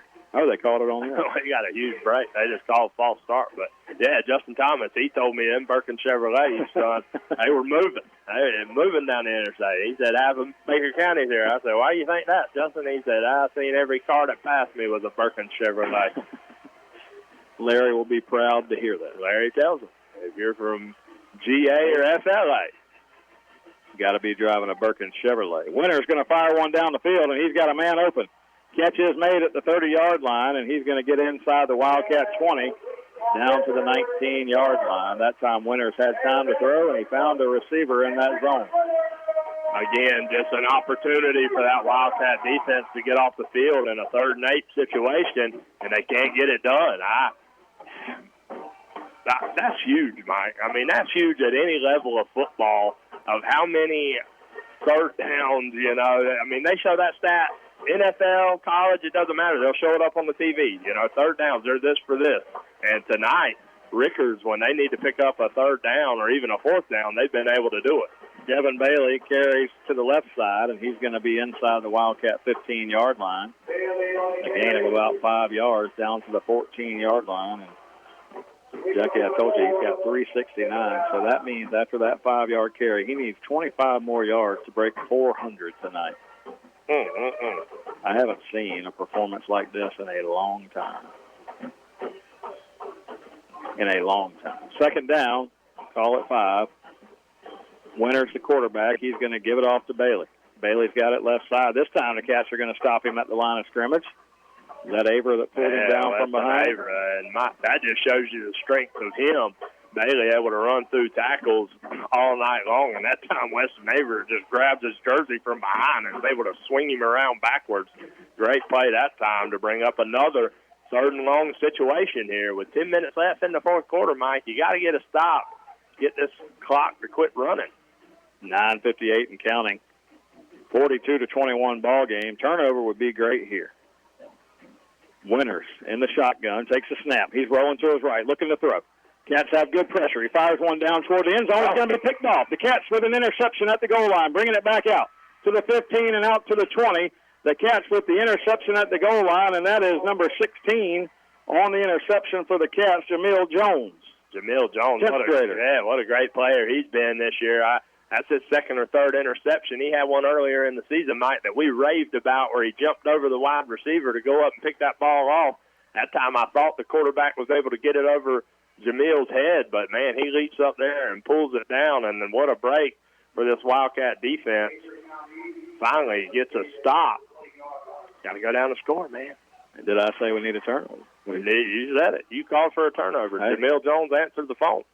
He answered the phone. 1st down and 10 Cats. Scooby Graham in the backfield. 3 receivers to the right, 1 to the left. Alex Bowen sends a man in motion. Going to keep it himself. Bowen's got a hold. 25-30. Bowen out to the 34-yard line. Takes a shot from the safety, but gets 14 yards on the 1st down play. Good run that time by Alex Bowen. Had Cameron Crawford coming in motion on that jet sweep. Just kind of a read option play for Alex Bowen. Depending on what that defensive line does, and Bowen pulls it and keeps it and picks up the 1st down. 1st down and 10. Bowen fires one to the right side. He's got a catch made. Carson Crawford on the catch, and he's upfield for 4 yards. And the Cats will keep the drive moving here. And, Jackie, I will say this one thing. You know, we talked about it in the early part of the 3rd quarter, if this football team was going to quit. Well, they have not. They have not quit. They've come back here to play. We're down 42-21, another touchdown. We can take it to 2 scores. Not saying we're going to win, Jackie, but they fought back in this game. Bowen going to give the ball off to Graham. Graham fighting his way out across the 40-yard line, and Graham fighting his way near the 1st down marker. Scooby Graham all the way out to the 44-yard line. Yeah, looked like to me he had the 1st down. Trying to wait on them to stop the clock. Well, they're going to call it. They're going to call it 3rd down. There we go. Now we get a clock stoppage with 8:36 left in the 4th. Time is not on our side, Mike. Well, it's not on our side, Jackie, but a lot of things can happen here if you can go down and score. They don't even have the chain set, and they're running the clock. The official hasn't even spotted or called for the clock to run, Jackie, and it's running. I don't understand why we can't get the play in, though. What are we... Oh, my goodness. 1st and 10 from the 44. Bowen takes the snap, going to give to Graham. Graham is going to be hit at the line and drags 3, maybe 4 Rickards defenders all the way out to midfield for a 6-yard gain on 1st down. Graham coming alive in this second half a little bit. Maybe too little, too late, but I do like to see the fight of this Wildcat team. Yeah, you know, I just wanted to point that out because, you know, the fact is they could have quit. They could have rolled over and That big interception by Jamil Jones, gives us a little bit more life here. Bowen's going to fire one across the middle. It's going to be incomplete. He takes a hit as he throws it. They help him back up, so good sportsmanship there. 3rd down and 4 coming up. I'd like to see the score a little closer, Jackie, but, all things considered, they have come back here. I'd love to see a couple more touchdowns. So let's go. Let's go. 3rd down and 4. Bowen in the gun. Going to give it to Graham. Graham's hitting the backfield, fights his way out to the 49 of Rickards, but that's going to be short of the 1st down, and the Cats will have no choice here, I think, but to go for it. Hey, you got to go for it here and try to catch Rickards off guard with a run up the middle to Scooby Graham. And like has been most of the night, just nothing doing. Watch that hard count here, Jackie. 4th down, need about 3.5. Send a man in motion. They're going to give it to Crawford. No. Bowen keeps it on the read himself, and he's going to get the 1st down. He's inside the 45 down to the 43-yard line. Alex Bowen fakes the sweep play to Crawford and comes upfield for about 7 yards. That's a great hard run there by Alex Bowen. Got just what he needed to pick up the 1st down and keep this drive alive. Keeps it alive from the 43 of Rickards. Clock now seeming like it's our enemy. In the 3rd quarter, it never stopped. Alex Bowen going to throw it to the middle. He's got a man down there. That's Cameron Crawford, and he's going to make the catch. We got to go. We got to go. Oh, whoa, well, stop the clock if you're calling it incomplete. Well, the side judge on the far side called it complete and marked the ball at the 33. The judge from this side comes over and says incomplete. Huh. Whose decision is it? Well, I would take the guy that was looking at the front of the play and not the guy who would have been covered up. The ball would have been covered up on the guy that called it incomplete from where he was standing. He was behind Carson Crawford and wouldn't have been able to see if that ball was complete or not. But 2nd down and 10. 2nd down and 10 from the 43. And now the Rickards lineman just fell down right before the play. Interesting. That looked like, who was that? I saw that in the Georgia Southern Appalachian State game. We had a couple of former Wildcats going head-to-head last night.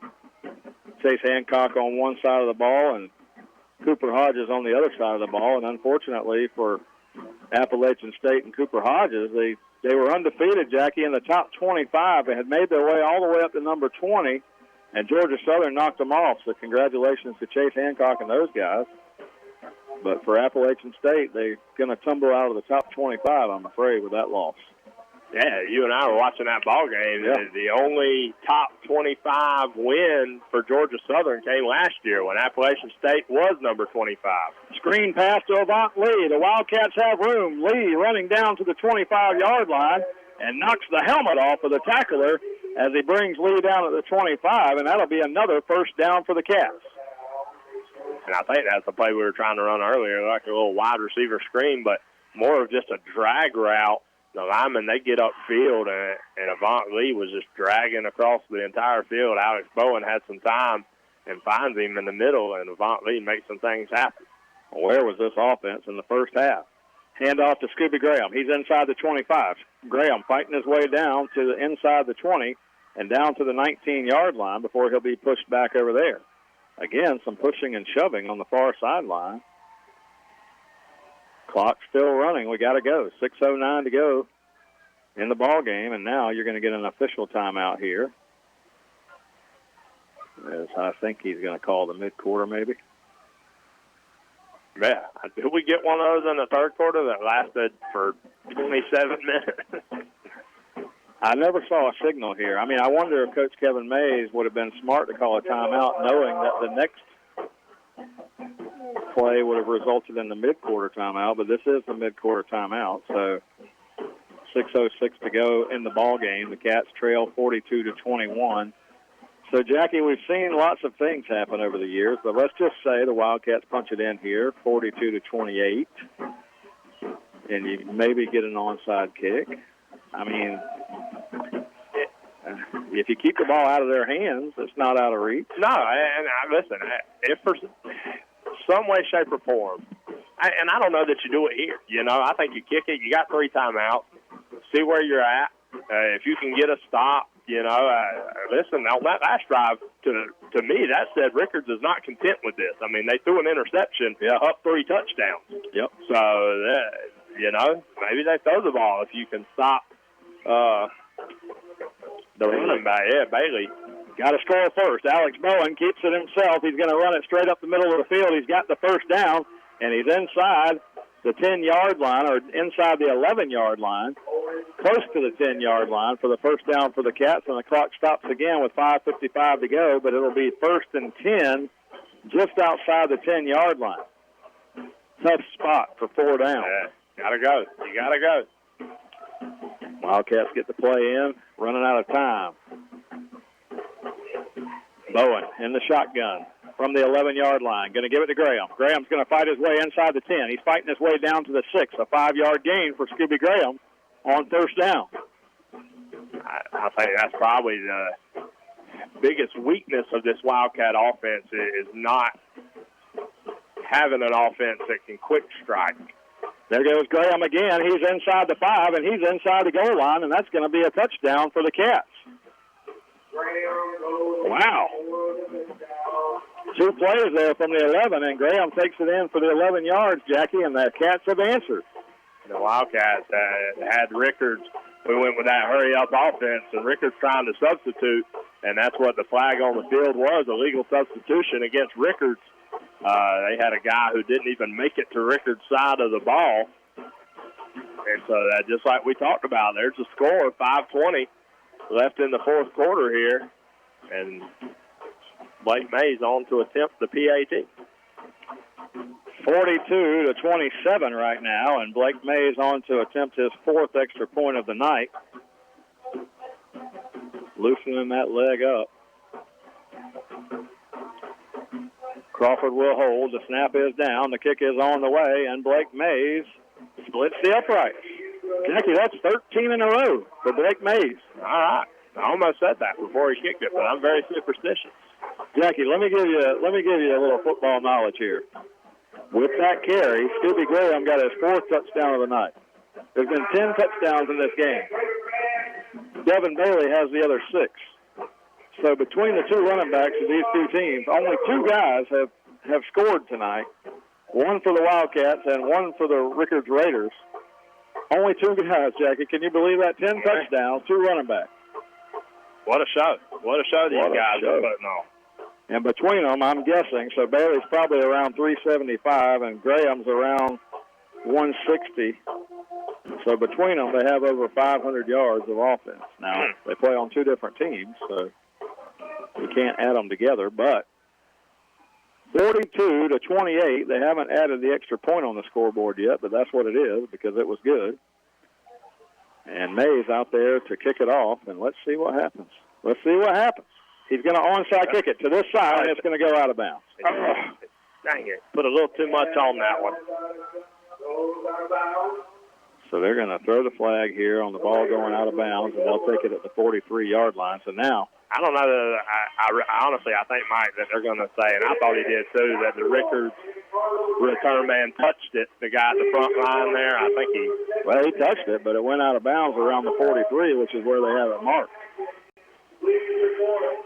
And that's where they're going to put it out. So he touched it, but it still went out of bounds. It really doesn't matter if he touches it or not if it goes out. Well, I was just talking about for penalty's sake. Yeah, I understand what you mean. But that's where it'll be. He drilled that one. He did. He hit it hard. I think he was expecting that one hop, to come up and maybe hit the guy. You know what they're going to do now, because I think they did call the penalty. Yeah. So now they're going to tack on 5 yards. Remember, you had the option when they went over that.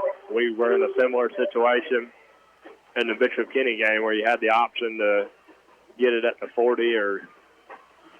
I wonder why they haven't added the extra point to the scoreboard. Do you think they thought it was no good? Intimidation. I just feel better if they put the 28 on the board instead of the 27. All right, Jackie, so here's the scene. 5:20 to go from Tallahassee. We've got 42 for Rickards, 28 for the Wildcats. Rickards with the ball at their own 43-yard line. So if they could. What a turnover will do here. Oh, a turnover would be huge.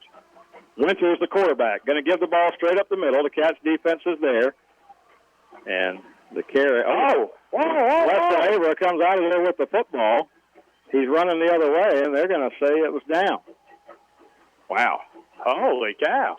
And now Devin Bailey shaking up on the play as he went in there, and he's limping off. And that's the guy with almost 400 yards tonight. Oh, Weston Averill did come out of that pile with the ball, and there was like one of those like hesitation-type whistles, like they didn't know exactly what to do. And they gave it back to Rickards, but my goodness. Bailey is limping noticeably on the sideline, and nobody really rushing to his attention over there. Second down play, they're going to run the ball again, and this time they're going to get it out near midfield, but it'll bring up third down. Third down and close to 3. The Wildcats need to get them off the field with 4:30 to go in the ball game. You got it. Whoa, the chains. Whoa, what are you doing with the chains, guy? No, that's not a first down. No, not even close. No. Back up. No, they took the ball from the 43. The ball's at the 50. It's not anywhere near a first down, and they're letting the clock run. Got to get a stop here. If you don't get off the field right here, Mike, your chances are very, very slim. This is your opportunity. Third down. Winters gives the ball off to the running back. He's going to be hit and drilled in the backfield, and the Wildcats need to call timeout now. Will they? No, I don't know. You're down 2 scores. You know they're about to punt right here, or you think they would anyway. Well, they can run it down to 3 minutes, though. If you stop the clock, you save yourself about a minute. Oh, Jackie, we needed a timeout here. 3.5 minutes and counting. The play clock has still got 30 seconds on it. They can run this thing all the way down to 3 minutes. We should have called a timeout right after that play, Jack. I'm sorry, but right now you got to play for the next touchdown. You can't play for 2 of them. You just got to play for the next one. Yeah, no, you're right. You needed a timeout there. That's going to hurt. Unless we get a block punt right here. Scoop and score. Come on, special teams. Don't jump off sides. Well, they waited. They got it all the way down to 1 second before they snapped it, and he's going to kick it out of bounds over here. No, it takes a roll for Rickards down to the 16-yard line. So, Jackie, that third down play ended with about 3 minutes and 45 seconds on the game clock, and after the punt, we've got 2:54. That we needed a timeout there.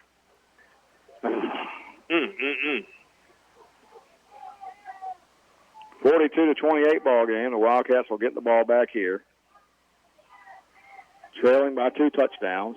If we could break one, something happens big here on the offensive side of the ball to make it a 1-score game. You just never know. Got to score quick. There ain't no doubt about it. I mean, we got to score quick. Alex Bowen brings the team to the line. 2 receivers to the left, 2 to the right, 1 back in the backfield. I mean, Rickards doesn't even have a safety back, Mike. Bowen looks to throw, fires one underneath. He's got Avant Lee. Avant Lee, a catch made. He's going to be out across the 20-yard line to the 21-yard line, a gain of about 5 on the play. Got to go, guys. Got to get lined up. You got to go. You got to get lined up and go. You got to. I agree. Wildcats send Graham over to the slot this time. Bowen back there in the shotgun. Taking too much time. Yeah, way too much time. Yeah. 2.5 minutes to go and counting. Cats down by 2 touchdowns. Bowen drops straight back to throw. Throws one deep across the middle of the field, and it's going to be incomplete. He was looking for Scooby Graham.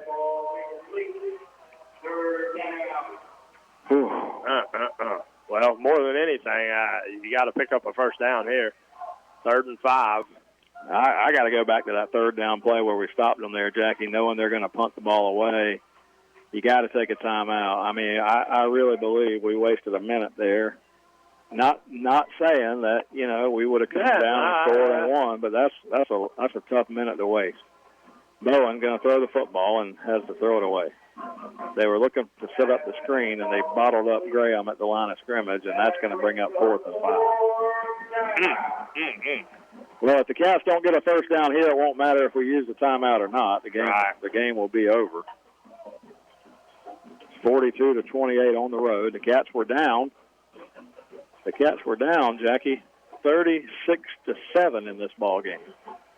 Yeah, I mean, they fought and clawed their way back. And like I said, I've seen crazier things happen. 2:13 left in the fourth. Wildcats down 2 scores. Got to pick up this 4th and 5, though. 4th down and 5, biggest play of the game for this Cat offense. Bowen, back to throw. He's going to run it himself. He's got the first down and more. He's across the 30 to the 35, and he gets a hit, and they're going to throw a flag on that. That'll be 15 yards. As the quarterback was trying to give himself up, the defender came up and lowered his head, Jackie, and hit him in the helmet. Yeah, that was not a very smart play by the Rickards defender, but I'm going to take it at this point. Alex Bowen, he knew he was getting the flag as soon as he got up, so they're going to tack on 15 yards to this, which is going to help tremendously, but still, time is still not on our side with 2:05 left. That was just a bad play. That was bad. I mean, you see the quarterback going down, the defensive back lowers his head and just goes straight into Bowen's helmet. Oh, man. Midfield now, Jackie, 2 minutes to go in the ball game. The Cats have got to score and get an onside kick. Down by 2 scores from midfield, and now we've got to hurry. Bowen calls for the ball. Looking to throw. Fires one across the middle. Oh, he had a man there. He had Cameron Crawford coming free at the 40-yard line, and Crawford just unable to bring it in. Yeah, a lot of congestion there. Rickards, the linebackers, they're just backing up into coverage there. Tries to throw that ball across the middle of the field. Just a lot of bodies right there, so you got to be careful. I thought Avant Lee may have been able to creep behind. Looked like double post there. Cameron Crawford underneath, Avant Lee over the top. I may look at that one more time and see if Avant Lee can't sneak behind that secondary of Rickards. Clock stopped here. Second down play. We're going to fire one down the right sideline. He has Scooby Graham coming free on a wheel route over there, and the pass is a little bit too long. Oh, my goodness. Golly, Scooby Graham, man. He had him. I think we got a flag, Jackie. There's conversation going on. They're going to, Rickards is signaling holding, but no. There was some kind of conversation about a flag, no flag, but anyway, 3rd and 10. Here we go. Bowen rolling to his left. He's got a throw. Oh, incomplete. He had nobody to throw to that time. He just tried to rear it back and fire it in there to Avant Lee. And Jackie, if you need a play, you can't roll your strong-arm quarterback to the wrong side of the field and have him throwing across his body into traffic. That's a recipe for disaster. Yeah, he was able to do that in the Orange Park game some, but that's a tough play for Alex Bowen to make. Ball game on the line, 1:35 to go. Bowen, 4th and 10. Drops straight back to throw. Now he looks to run. Now he's going to throw. Fires one out here. He's got a man wide open at the 20-yard line, and the catch is made. Let's hope we had no lineman downfield. I don't think we did. That was number 7. Joseph Stafford able to just creep around and get open, but that took a lot of time. 1:25. They're going to wait to set the chains. They do now. Bowen snaps it, rolling to his left. We're still looking. Bowen's going to run it. He's still on his feet. He's inside the 20. He gets tackled. That's the worst thing that could have happened.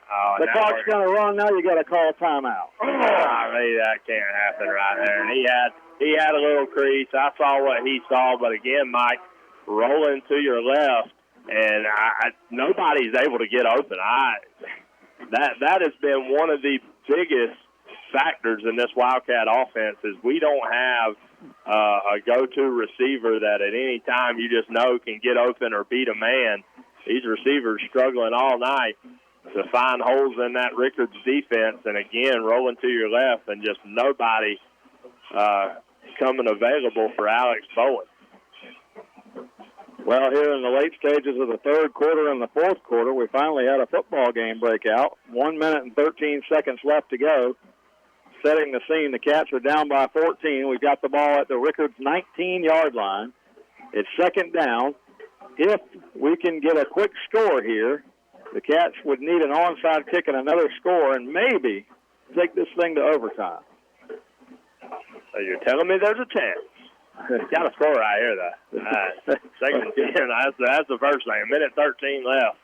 I hated to use a timeout there, especially, going back now. If you're willing to call a timeout there, you probably should have called it after that third down. Second down play. Bowen fires one to the end zone. He had Crawford coming free, and it's incomplete. Just out of the outstretched hand. How many passes have we had just outside of the outstretched hand?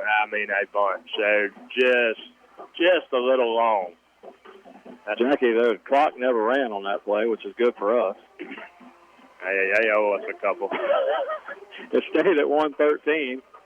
As long as they don't start it before the play here, it'll be good. Third down, the Cats at the 19-yard line. Bowen takes the snap, going to give it to Graham. Graham going to run the football up the middle and pick up about 7 of those yards and fumbles the football. I'm afraid that he fumbled the football, and they're going to say it's Tallahassee Rickards' ball, and Jackie, that'll do it. And I don't know why you're running. The ball on 3rd and 10 with a minute and 13 left in the ball game. You're down 2 scores. I don't know that I'd run the ball there, but we do. Scooby Graham fumbles the football, and this ball game is going to be over. If the Wildcats would have played a little more offense in the first half, Jackie, you never know. It could have come down and been a lot closer ball game, but we're going to lose on the road here, 42-28. I'm assuming they'll take a knee here with 1:03 to go in the ball game. But the Cats are going to fall to 6-4 on the year. It's like they're bringing in their backup players. They're not going to take a knee.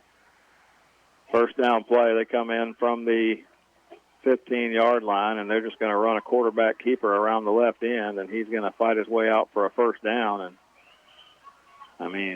I guess they're going to play till 000, so they get it out to the 35-yard line, and it'll be a first down for Rickards. Cats might have been just expecting a kneel down, but didn't get it. Man, not a way. I tell you, we had been on a roll there, Mike. Yeah. 1-3 in a row. Yeah. Things looking up, getting a lot of playoff talk going around, and golly, you hate to come over here and we talked about the record. You can't look at a school's record and think you're just going to come over here and beat a team from Tallahassee. And I don't know what it is about these last games of the season. A couple of years ago we did Madison, and now Tallahassee Rickards. We got to get with Coach Staples, man, the athletic director. Say quit scheduling these games. We want to give me on the 10th week of the year, or maybe just a game closer to home. Yeah, that too. Jackie and I are staying over to watch the Florida State-Miami game here tomorrow, so it worked out for us. There's plenty of tickets. I'm not saying, but I'm sure you could go down and my face. I think he had a couple in his Halloween bucket last night. People giving them out. They were giving them out. Oh, we hate to take shots, but they do it to us. I'm going to take them while I can. Second down play now. The clock's under 10 seconds to go. This should be it for the ball game. The quarterback's going to run it ahead, and the Cats are going to bring him down one last time, and that'll do it. The horn sounds. Tallahassee Rickards gets the win. John, we're going to send it to you for 1 minute, then we're going to come back and wrap this thing up. We'll be back in just a moment. You've been listening to Wildcat Football on WFBB. For over 50 years, Dependable Heating and Air Conditioning has been serving the community of McClenny. They provide quality air conditioning, HVAC, and electrical work to the residents of McClenny and the surrounding areas. The phone number for Dependable Heating and Air Conditioning is 259-6546. Oscar and Susie Gray would like to say, go Wildcats. Again, that's Dependable Heating and Air Conditioning, 259-6546. Baker High Wildcats football is being brought to you by American Recycling Center. Recycling helps the environment. American Recycling offers compensation for cans, radiators, copper, brass, and aluminum. American Recycling Center located at 5325 Woodlawn Road. That's 1/2 mile west of 121 near I-10. Open weekdays from 9 till 5, Saturdays from 9 to 1. Telephone 631-0152. That's 631-0152. American Recycling Center. Happy to support Baker High football.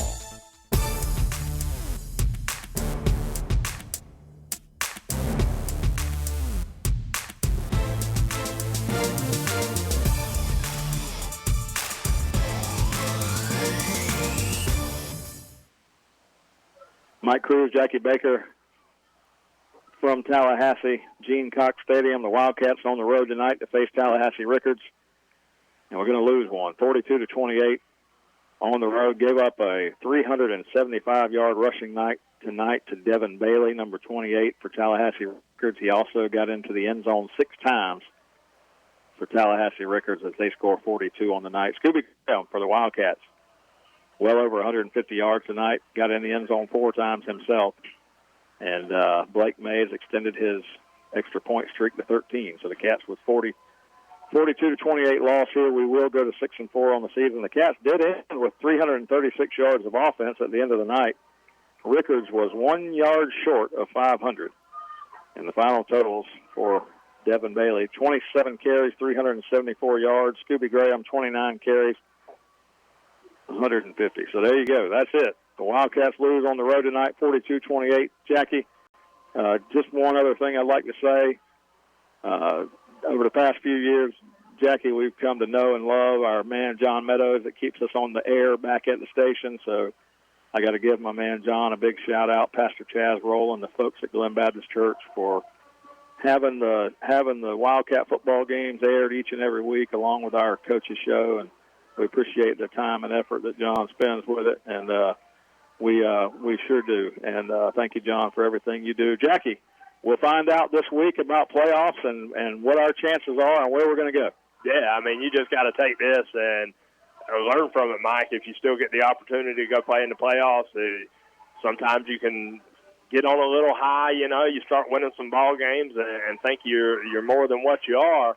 And, again, record doesn't indicate anything, and Rickards just proves that as they ran the ball all up and down this Wildcat defense. So a little more defense, a little more offense. The second half we tried to come alive, and I did like to see the fight, but you got to give a 4-quarter effort, especially this time of year, if you want to be that special team, that can go and do things deep in the playoffs.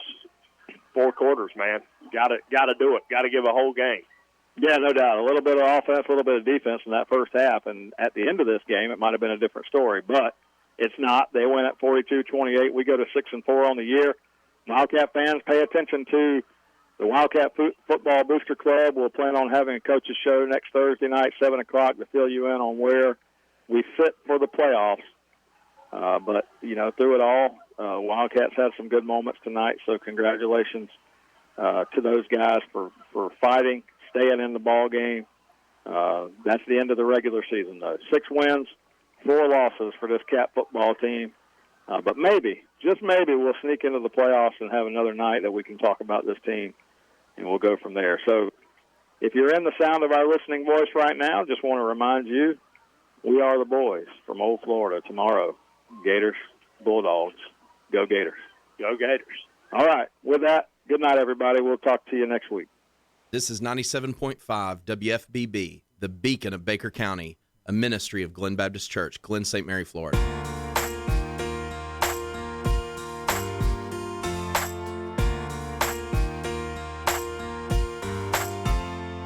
So your life feels like it don't make sense,